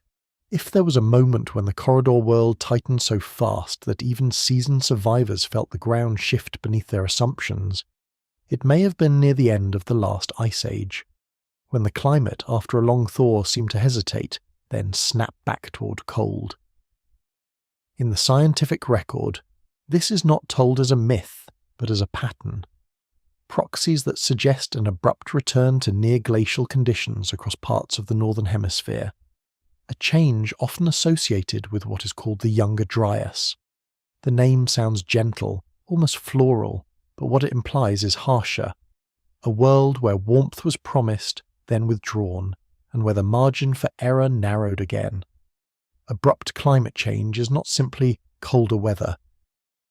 It is the disturbance of timing. It is a spring that arrives late and fails to feed plants. It is a summer that shortens the growing season. It is a winter that deepens and lingers. For hunter-gatherers, timing is survival. Migration calendars for animals, flowering times for plants, river ice patterns, these are not conveniences but the scaffolding of a life. When timing breaks, knowledge becomes unreliable, and unreliable knowledge forces risk. Archaeology does not always preserve risk in neat lines, but it can preserve stress, shifts in settlement patterns, changes in toolkits, evidence for altered diets. These can suggest adaptation to harsher or different conditions. In some places, groups might have become more mobile to track shifting resources. In others, they might have clustered in refuges again, relying on stable water and predictable patches of food. The corridor logic returns. When the world becomes unpredictable, the safe places become crowded. Crowding is not only a demographic pressure, it is a social pressure. In a refuge, decisions about access become moral decisions, and moral decisions can ignite conflict. If fish runs are smaller, if herds are thinner, if edible plants are less reliable, then the calculus of sharing changes. A group that once could afford generosity may begin to see generosity as self-harm.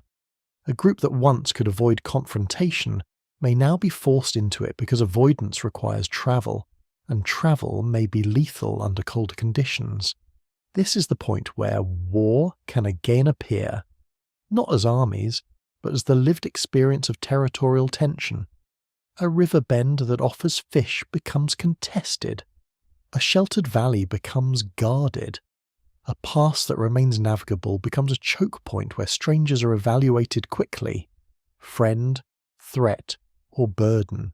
The archaeological record rarely names these tensions, but it can hint at them through defensive choices, settlements in more protected locations, increased use of certain shelters, or patterns of mobility that suggest avoidance of certain zones. Yet, it is essential not to overreach. The Younger Dryas is a real discussion in paleoclimate science, but its human consequences are not a single story. Different regions experienced different expressions of the shift, and human groups were not uniform in their strategies. Some may have suffered severe disruption, others may have found that their local ecology buffered them. Even the concept of abrupt can mislead. Abrupt in climate terms can still span decades, enough time for some adaptation, but perhaps not enough for comfort. This ambiguity is where the more controversial edge enters. Alongside mainstream discussions of ocean circulation shifts and natural climate variability, there has been a debated hypothesis that proposes an extraterrestrial trigger, often framed as an impact or airburst event that could have contributed to environmental upheaval, widespread fires, or other disruptions around the onset of the Younger Dryas. This idea, sometimes called the Younger Dryas impact hypothesis, has been argued over intensely. Some researchers point to alleged impact proxies. Others dispute their interpretation, distribution, or chronology. The controversy itself becomes part of the story, not because it provides certainty, but because it reveals how hungry the human mind is for a single cause. A single cause is comforting. It allows the mind to place a pin on the map and say, here is where the world changed. But history, especially prehistory, rarely offers that kind of simplicity. A climatic snap could coincide with ecological shifts, with changing megafauna populations, with human cultural transitions. These can interact. They can amplify. They can make it feel as if one event caused everything, when in fact multiple pressures converged. Still, the appeal of the impact hypothesis is not only drama, it is the recognition that sudden shocks do occur. Volcanic eruptions, rapid ocean circulation changes, regional droughts. These can impose sudden stress on human societies. And sudden stress does something particular. It reduces the time available for negotiation and cultural adaptation. When change is slow, alliances can form, routes can shift, new foods can be learned. When change is fast, people are forced into immediate decisions. Immediate decisions tend to be conservative, defensive, and sometimes violent. If the corridor world already contained simmering tension, competition over routes, fear of disease, rivalry with neighbours, then an abrupt climate reversal could act like a spark in dry grass. A refuge becomes overcrowded faster than norms can adjust. A hunting ground fails sooner than memory expects. A desperate group encroaches on another's territory. A retaliation is interpreted as proof that outsiders are dangerous. Over time, the social landscape can harden into a patchwork of hostile zones, each with its own unspoken rules. There is also the possibility that abrupt environmental change altered belief and ritual. When a world turns unpredictable, humans look for patterns, for meaning, for ways to restore control. This can encourage the growth of shared myths, shared taboos, shared ceremonies, social glue that holds groups together. But glue can be exclusionary. A ritual can define who belongs and who does not. A taboo can prohibit sharing with outsiders. A story about punishment from the sky can justify hostility or scapegoating. None of this can be proven directly for a specific late Pleistocene group, but the psychological logic is stable. Uncertainty invites meaning-making, and meaning-making can shape behavior towards strangers. In some narratives of early transition, the end of the Ice Age is also the threshold where more complex social forms begin to appear. More permanent settlements in certain regions, intensified resource use, new kinds of communal architecture later on. These developments are not evidence of war, they are evidence of changing organisation. But changing organisation often arises under pressure. When resources are unpredictable, groups may seek stability through stored food, territorial control, or stronger social hierarchies. And stronger hierarchies can enable stronger coordinated aggression, even without states. So the story's tension deepens. If near extinction was shaped by converging pressures, climate instability, disease, competition, then the late Pleistocene and early Holocene transitions become critical, not because they provide a single culprit, but because they provide a stage where multiple pressures cluster near a turning point in human social evolution. A stressful world could have encouraged both tighter cooperation within groups and sharper boundaries between them. That combination is fertile ground for persistent conflict. Yet, again, the evidence resists certainty. Some groups may have responded to abrupt change by widening networks, seeking distant allies, exchanging mates, sharing information about shifting resources. Others may have retreated into isolation. The archaeological record, patchy and biased, preserves fragments of these choices. It preserves what happened to be buried and not washed away. It preserves what happened on high ground more often than what happened on drowned coasts. It preserves the shape of survival unevenly. If the Younger Dryas, or any similar abrupt event, was part of the tightening corridor, then it may have functioned as a selective sieve, favouring groups with certain strategies: flexibility, wide networks, rapid innovation, tolerance for strangers when necessary, and hostility when not. The survivors, in that sense, may not have been the most peaceful or most violent, but the most adaptable to switching between modes. And that adaptability itself raises a quiet, unsettling question. If the species endured by learning when to trust and when to exclude, then the near extinction might be less a story of one catastrophe, and more a story of how the human mind became shaped by repeated thresholds, moments when the world forced rapid choices that favoured vigilance. The genome's whisper, the bone's flashes, the climate's pulses all begin to align into a psychological inheritance. The next layer of the mystery, then, is not only what happened in the late Ice Age corridors, but how it survived as memory. Not necessarily as factual record, but as pattern, encoded in myths, in recurring images of floods, fires, skyfalls, and first wars. If the past could not be written, could it still be carried forward in story, altered but persistent, waiting to be recognized as a shadow of something that truly hurt? If the past could not be written, it might still have been remembered, broken into symbols, disguised as myth, carried like a scar that changes shape as it heals. This idea is both alluring and dangerous. Alluring because it offers a bridge across the silence of deep time. Dangerous because myth is not a tape recorder. It is a living organism that adapts to new environments. To treat myth as literal history is to invite self-deception, and yet To dismiss myth entirely is to ignore a simple fact. Humans are storytelling animals, and stories are one of the oldest technologies for transmitting survival knowledge. The question, then, is not whether a specific prehistoric war is preserved intact in legend. It is whether certain recurring motifs, worlds collapsing, skies turning hostile, humans fighting their own kin, survivors rebuilding after near-total loss, might reflect long-term cultural memory of repeated stress events. Not a single event necessarily, but a pattern familiar enough to return again and again in the human imagination. Comparative mythology has long noted the persistence of certain themes: great floods, fires from the sky, winters that last too long, battles among gods that resemble battles among humans, and the sense that the present world is built on the ruins of an earlier one. In many traditions, the first violence is foundational, sometimes presented as a cosmic conflict mirrored by human conflict.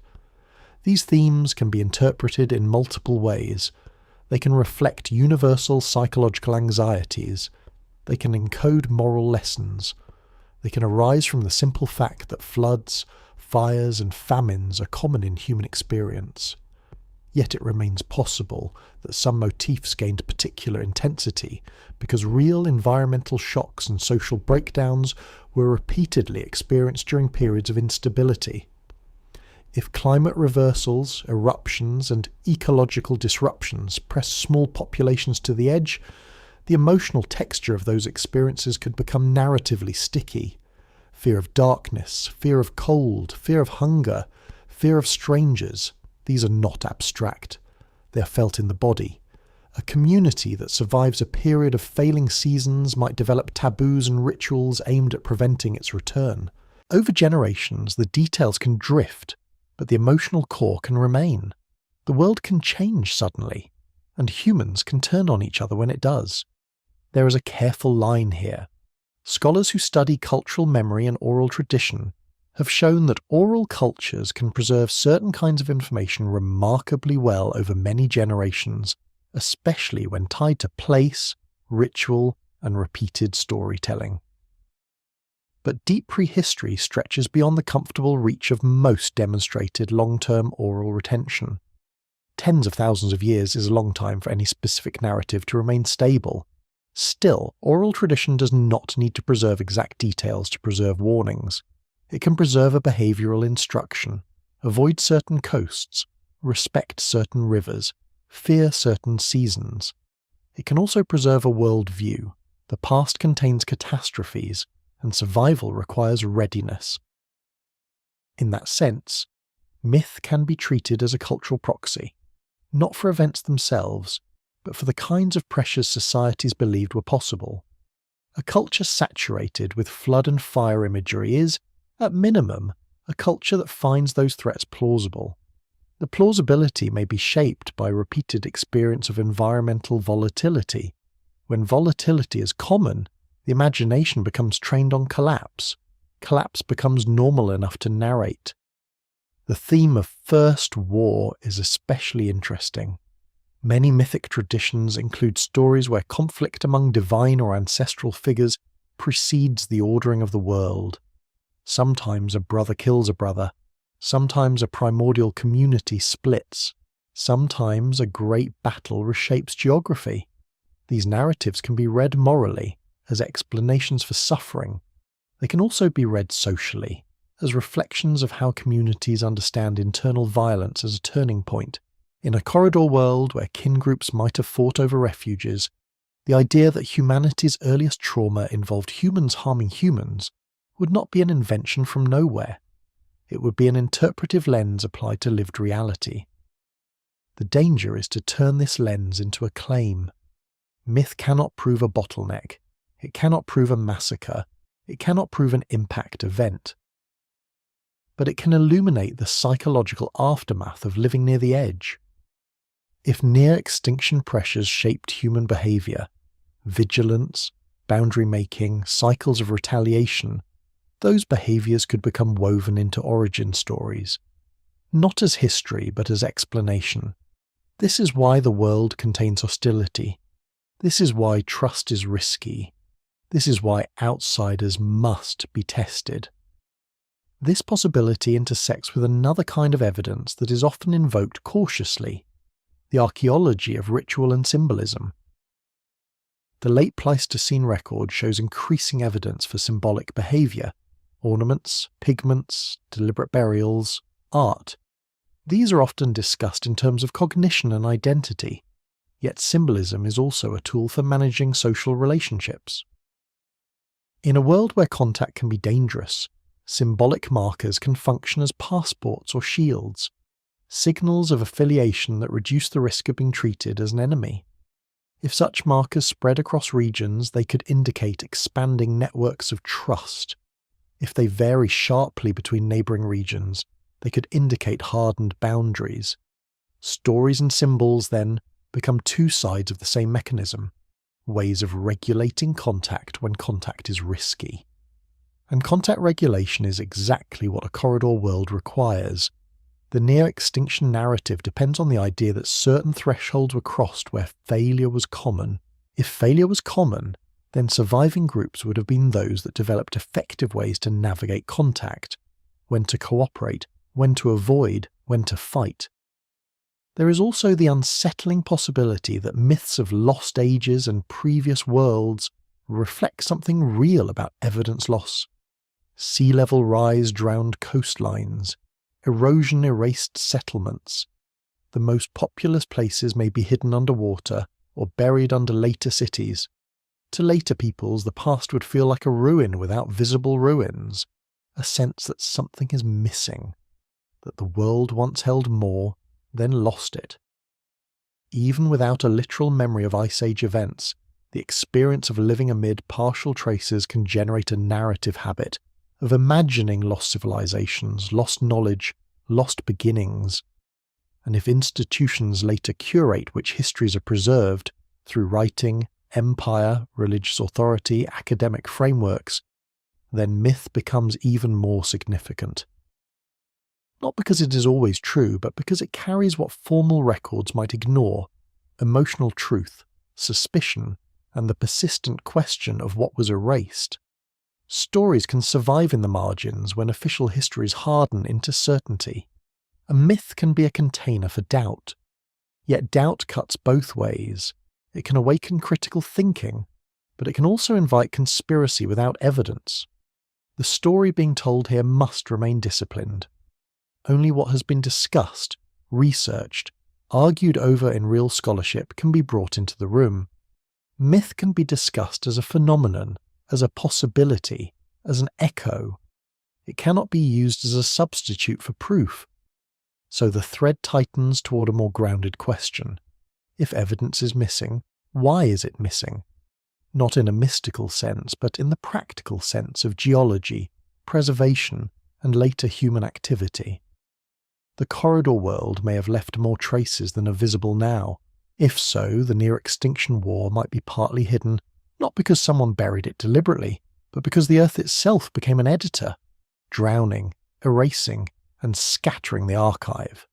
And if the Earth is an editor, it invites a darker possibility, that the most important chapters of human survival happened in places most likely to be lost: coasts, river deltas, fertile plains, exactly the places later civilizations would build over. The question then becomes not only what happened, but what we are structurally prevented from knowing. How much of prehistory is missing by default, and how much of what survives is biased toward crisis? Because crisis is more likely to be preserved.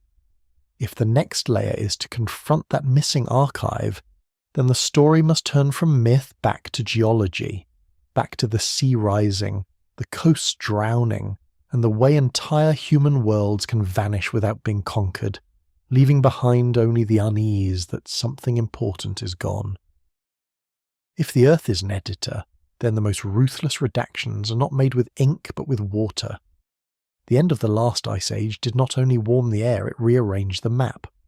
As ice sheets melted, sea levels rose and coastlines retreated, swallowing wide continental shelves that had once been exposed land.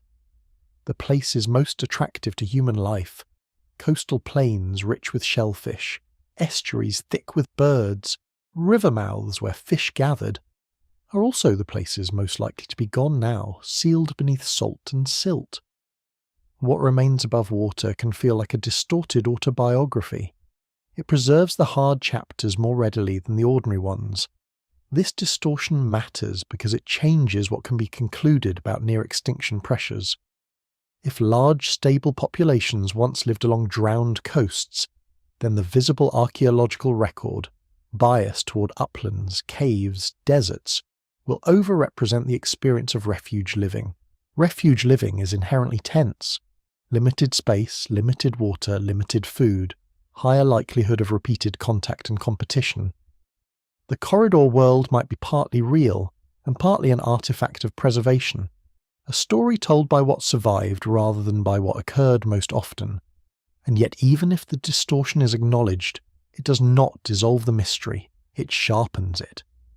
Because the drowning of coastlines is not just a loss of evidence, it is itself a demographic pressure.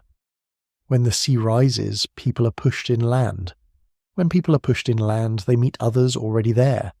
Coastline loss can force migrations that compress populations into smaller areas. It can transform formerly abundant regions into contested interior corridors. A slow, rising sea can behave like a long siege, not sudden enough to feel like apocalypse, but persistent enough to erase options year by year.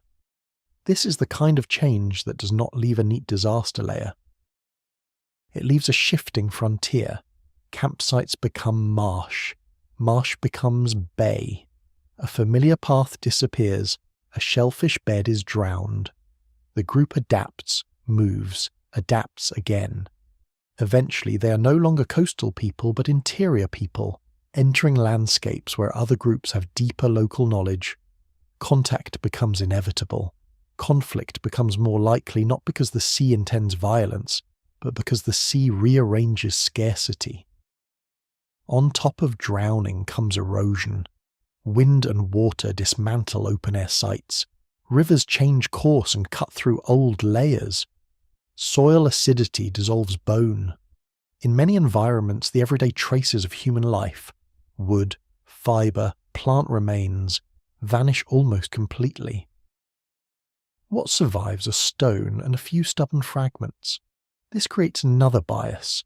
The more mobile and less materially intensive a society is, the less it leaves behind. A small band living lightly on a drowned coastline could have existed for millennia, and still leave almost nothing readable once the sea claims it. Then there is the bias of discovery. Archaeology happens where people can reach. Underwater archaeology exists, but it is expensive, technically challenging, and often limited to certain regions. Vast drowned landscapes remain unexplored. Even on land, modern development builds over ancient sites. Cities rise on rivers and coasts because those are the same places ancient people favoured. Construction can destroy layers faster than they can be studied. In this sense, the missing archive is not only geology, it is modernity. Roads, dams, agriculture, the relentless turning of soil.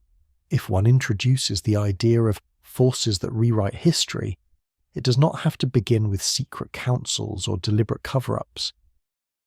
It can begin with incentives, what gets funded, what gets excavated, what gets published, what becomes a museum display, what becomes a footnote. Institutions, universities, governments, heritage agencies must choose.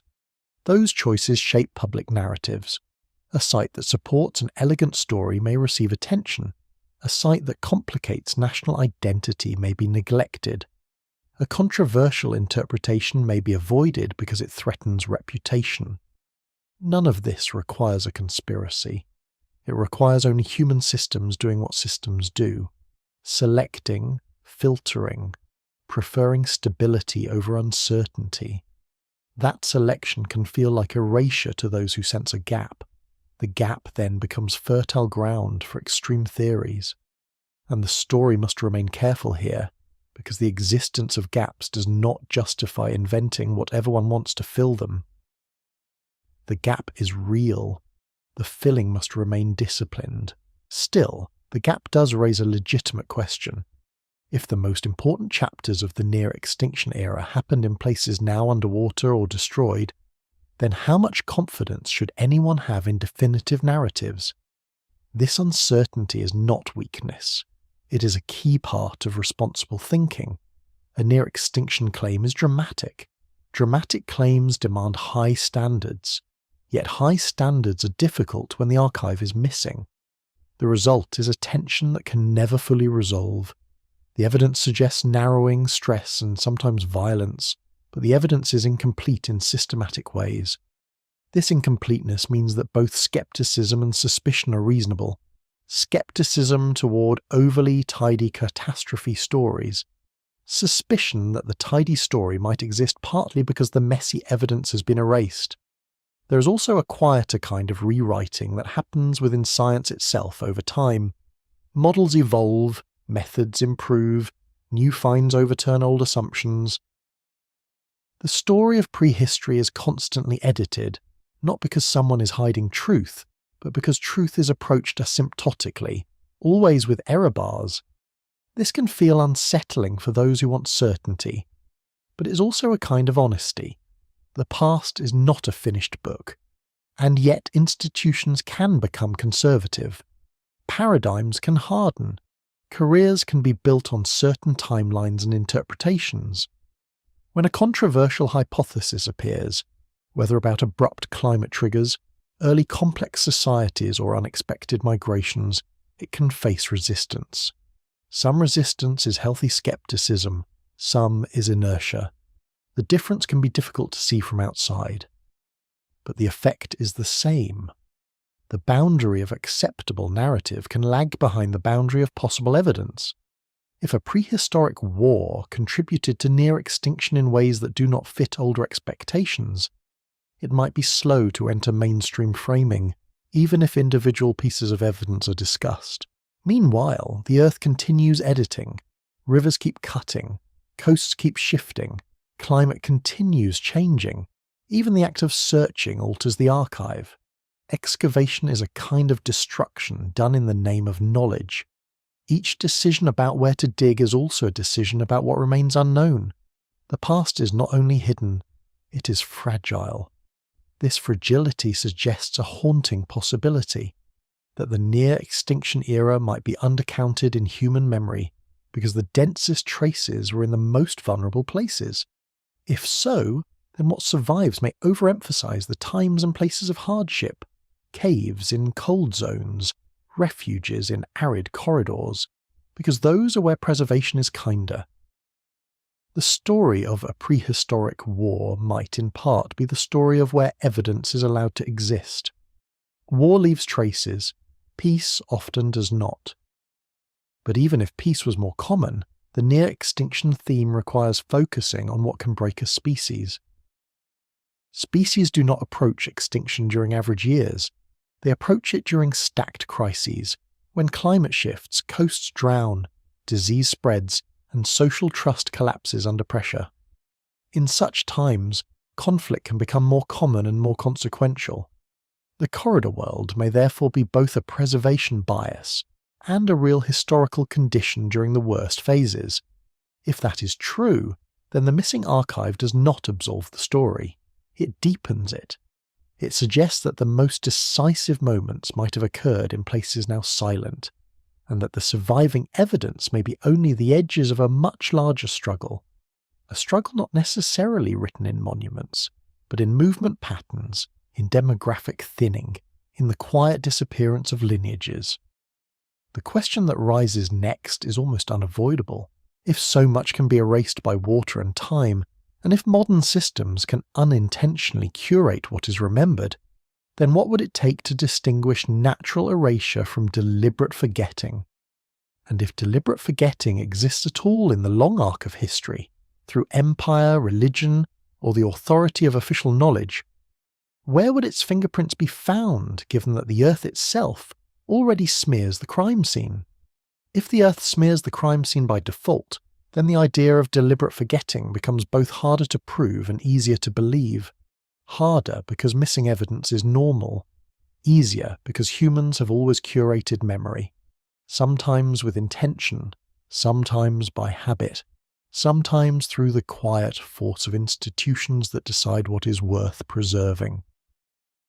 The question is not whether curation exists, it is whether, in the long chain from prehistory to recorded history, curation can shape what modern people imagine about the deep past so strongly that certain possibilities, like sustained prehistoric conflict contributing to near extinction, are treated as unthinkable, not because they lack evidence, but because they threaten comforting narratives. Long before modern academia, power learned that controlling the story is a form of controlling the world. Empires carved inscriptions, renamed places, and declared certain ancestors legitimate and others forgotten. Religious institutions preserved texts and also decided which were heretical. States built archives and also burned them. This is not conspiracy. It is documented behaviour across centuries. Yet the deeper the past, the less direct the documentation becomes, and the easier it is for suspicion to run ahead of proof. Still, the story does not require a secret council that hid a prehistoric war. It requires something subtler, a tendency to treat prehistory as a time before real politics, before real conflict, before complexity. There is a romantic image of early humans as either noble innocents or savage brutes, both of which are simplifications that serve modern agendas. The noble image comforts, the savage image justifies. Both can function as filters, determining which evidence feels acceptable. Academic paradigms can also become filters. For a long time, certain models emphasized the primacy of environment and technology, while downplaying the role of organized conflict in very early periods. This was partly methodological. It is difficult to infer war from sparse evidence without writing, but it can also reflect deeper cultural assumptions about what counts as war.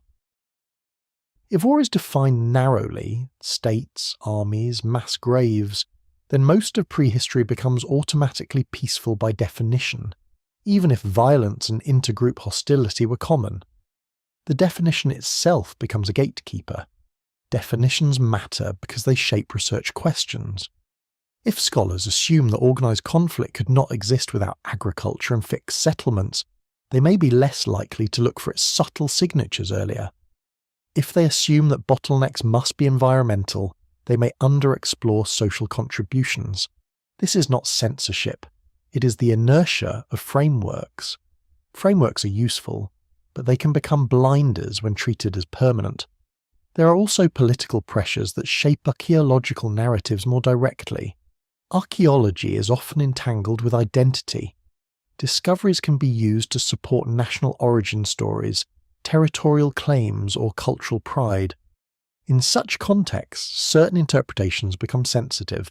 A narrative of ancient harmony may be preferred over a narrative of ancient violence, or a narrative of heroic conquest may be preferred over a narrative of complex mixing and shared ancestry. Funding, permits, museum priorities, and public reception can subtly reward some framings and punish others. Again, no single hidden hand is necessary. A system can guide outcomes without a mastermind.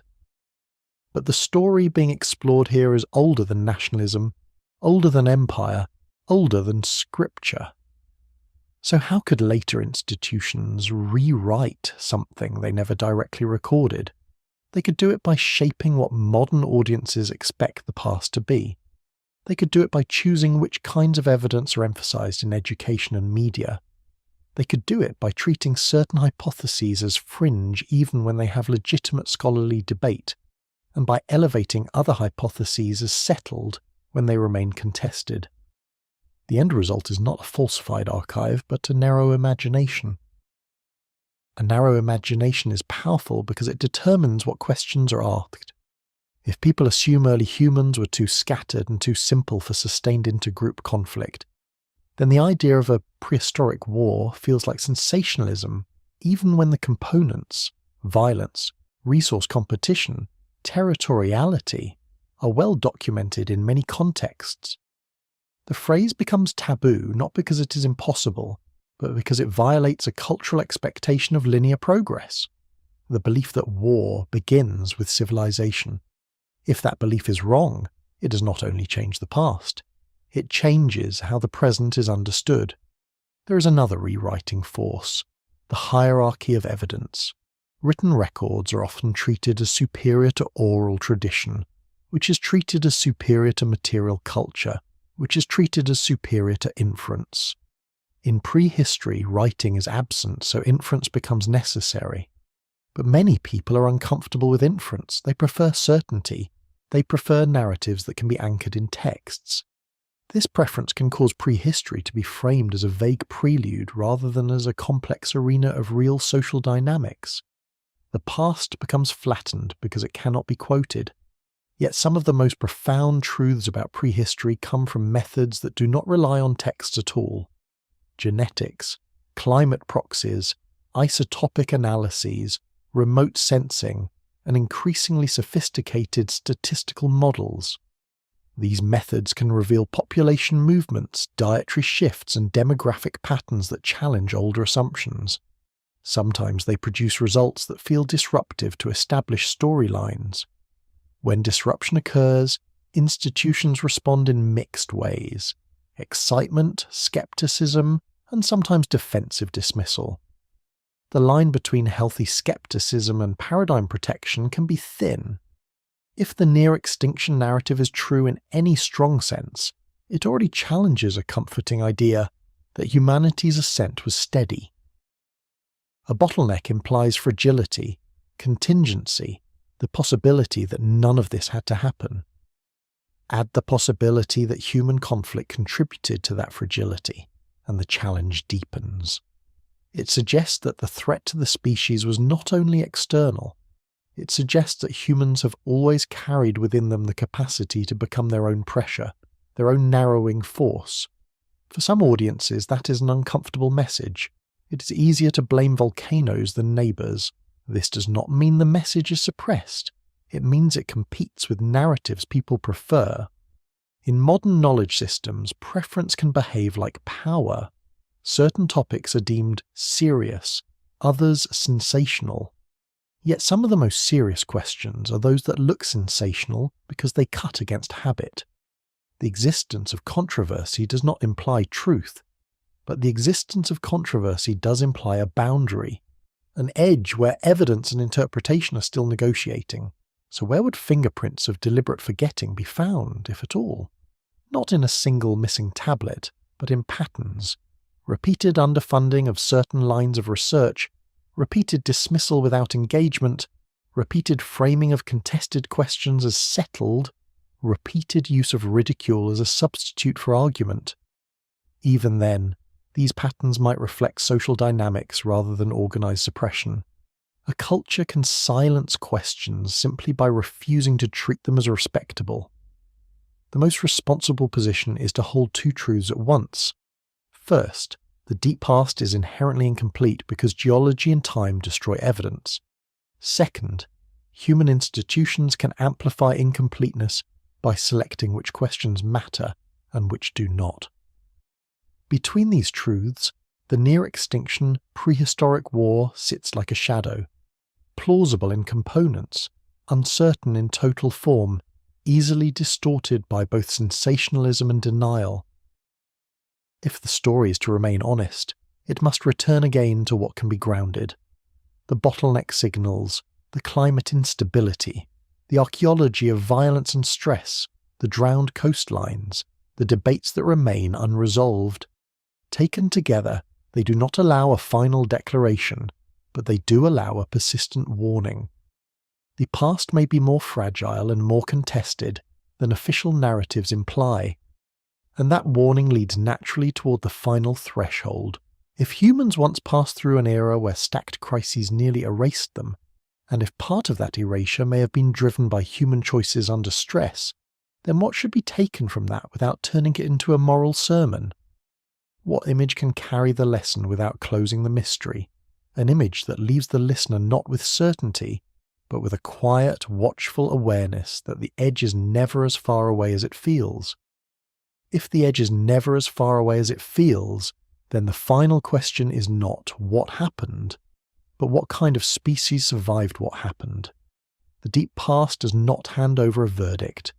It offers a handful of stubborn signals, narrowings in ancestry, pulses of climate instability, hints of violence and stress, a coastline archive drowned and scattered, and then it falls quiet again. In that quiet, the mind wants a concluding sentence. But the honest ending is a question shaped like a warning. It is possible that there was no single prehistoric war, no unified conflict that can be drawn as a line on a map. It is possible that the phrase is only a lens, a way of describing how multiple pressures can converge until human life becomes a contest over corridors. In that lens, war is not banners and armies, it is scarcity sharpened into exclusion. It is fear translated into boundary. It is the moment cooperation fails, and then fails again, and the failures accumulate until lineages vanish. It is also possible that conflict did play a more direct role. Episodes of intergroup violence clustered in refuges, cycles of retaliation along choke points, demographic pruning intensified by raids, by the denial of water and hunting grounds. The evidence does not grant a clean confession, but it does not allow complacency either. The bones that carry projectile injuries do not belong to metaphors. The stress markers in teeth do not belong to abstractions. The genetic narrowing, whatever its precise magnitude, does not feel like a gentle story. And perhaps the most unsettling thing is that none of this requires extraordinary evil. It requires ordinary human behaviour under extraordinary pressure, a group that protects its children, a group that guards a spring, a group that refuses to share in a famine year, a group that strikes first because it cannot afford to be struck. These choices can be understandable, even sympathetic, and still collectively lethal at the scale of a species that is small and structured. The near-extinction theme forces a kind of humility. It suggests that modern life, crowded cities, bright nights, the illusion of control, is built on a foundation of survival that was never guaranteed.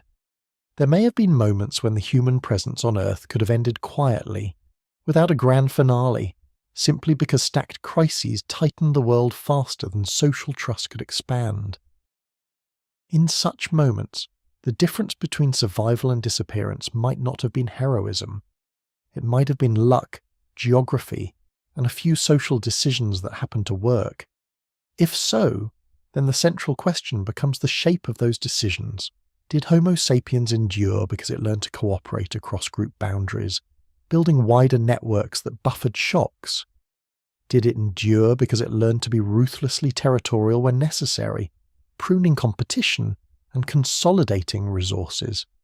Or did it endure because it could do both, because it could live with the uncomfortable ability to switch, to become open when openness was safe, and closed when closure was protective? The archaeological record hints at widening networks in some contexts, materials travelling farther, symbols spreading, tool traditions moving across regions. Genetics hints at mixing, lines crossing, ancestry entangling. These are signs that openness existed, yet the same record hints at violence, avoidance, tension. These are signs that closure existed too. The surviving species, then, may not be the one with the purest moral posture. It may be the one with the most flexible social intelligence, able to navigate a world where strangers are both opportunity and danger. This is not a comforting conclusion, and it is not meant to be. Comfort is not the gift of the deep past. The gift is perspective, the recognition that human civilization is not the default state of the planet, and that the behaviours that built it, cooperation, competition, meaning-making, are also the behaviours that can fracture it when conditions tighten. There is a quieter, almost philosophical aspect to this. The story began with the idea of loss, of a blank page rubbed smooth. The blankness is not only a lack of evidence, it is a reminder that most lives end without record. The vast majority of humans who lived in the corridor world are nameless to modern people. Their fears, their alliances, their small mercies, their betrayals, none are written, and yet their choices are present in the fact that anyone is listening at all. Their survival is the precondition for every later empire and every later archive that claims to tell the story of humanity. If there was a war, perhaps it was fought over something that never appears in epics, the right to occupy a patch of warmth. If there was a catastrophe, perhaps it was felt most strongly as hunger in a child's eyes. If there was a bottleneck, perhaps it was experienced not as numbers collapsing, but as familiar faces disappearing from the landscape year after year, until the world felt emptier, quieter, haunted. And if the archive was rewritten by the sea, by erosion, by institutional preference, then the missing chapters are not simply lost facts. They are missing warnings. A civilization that imagines its past as a steady ascent may be less prepared for sudden narrowing. A culture that believes war begins only with civilization may be less prepared to see how quickly scarcity can turn neighbours into threats. A society that treats stability as permanent may fail to notice when corridors begin to tighten again. The point is not to claim that history repeats in a mechanical way. The point is to notice that the ingredients repeat: climate instability, resource pressure, migration, fear, disease, and the human temptation to treat exclusion as safety. In the corridor world, exclusion may have saved a group and harmed the species. In modern life, the scale is different, but the logic can rhyme. So the final image is not a battlefield. It is a shoreline that no longer exists, a wide coastal plain once exposed under a lower sea, full of camps and paths and ordinary conversations. Over centuries the water rises. The camps move inland, the paths vanish. The plain becomes a shallow sea. Fish swim where people once walked. The archive of those lives dissolves into salt and darkness. Above, on the surviving land, a few traces remain: charcoal, stone, bone, enough to suggest that something hard happened, but not enough to tell it cleanly. And somewhere in that slow drowning, the idea of a prehistoric war becomes less a claim than a question. When the world narrows, do humans widen their circle, or do they sharpen their boundaries? The past does not answer. It only leaves the listener with the awareness that the question is not ancient at all. It is present, waiting, like a tide that never stops moving, quiet, patient, and capable of rewriting everything without asking permission.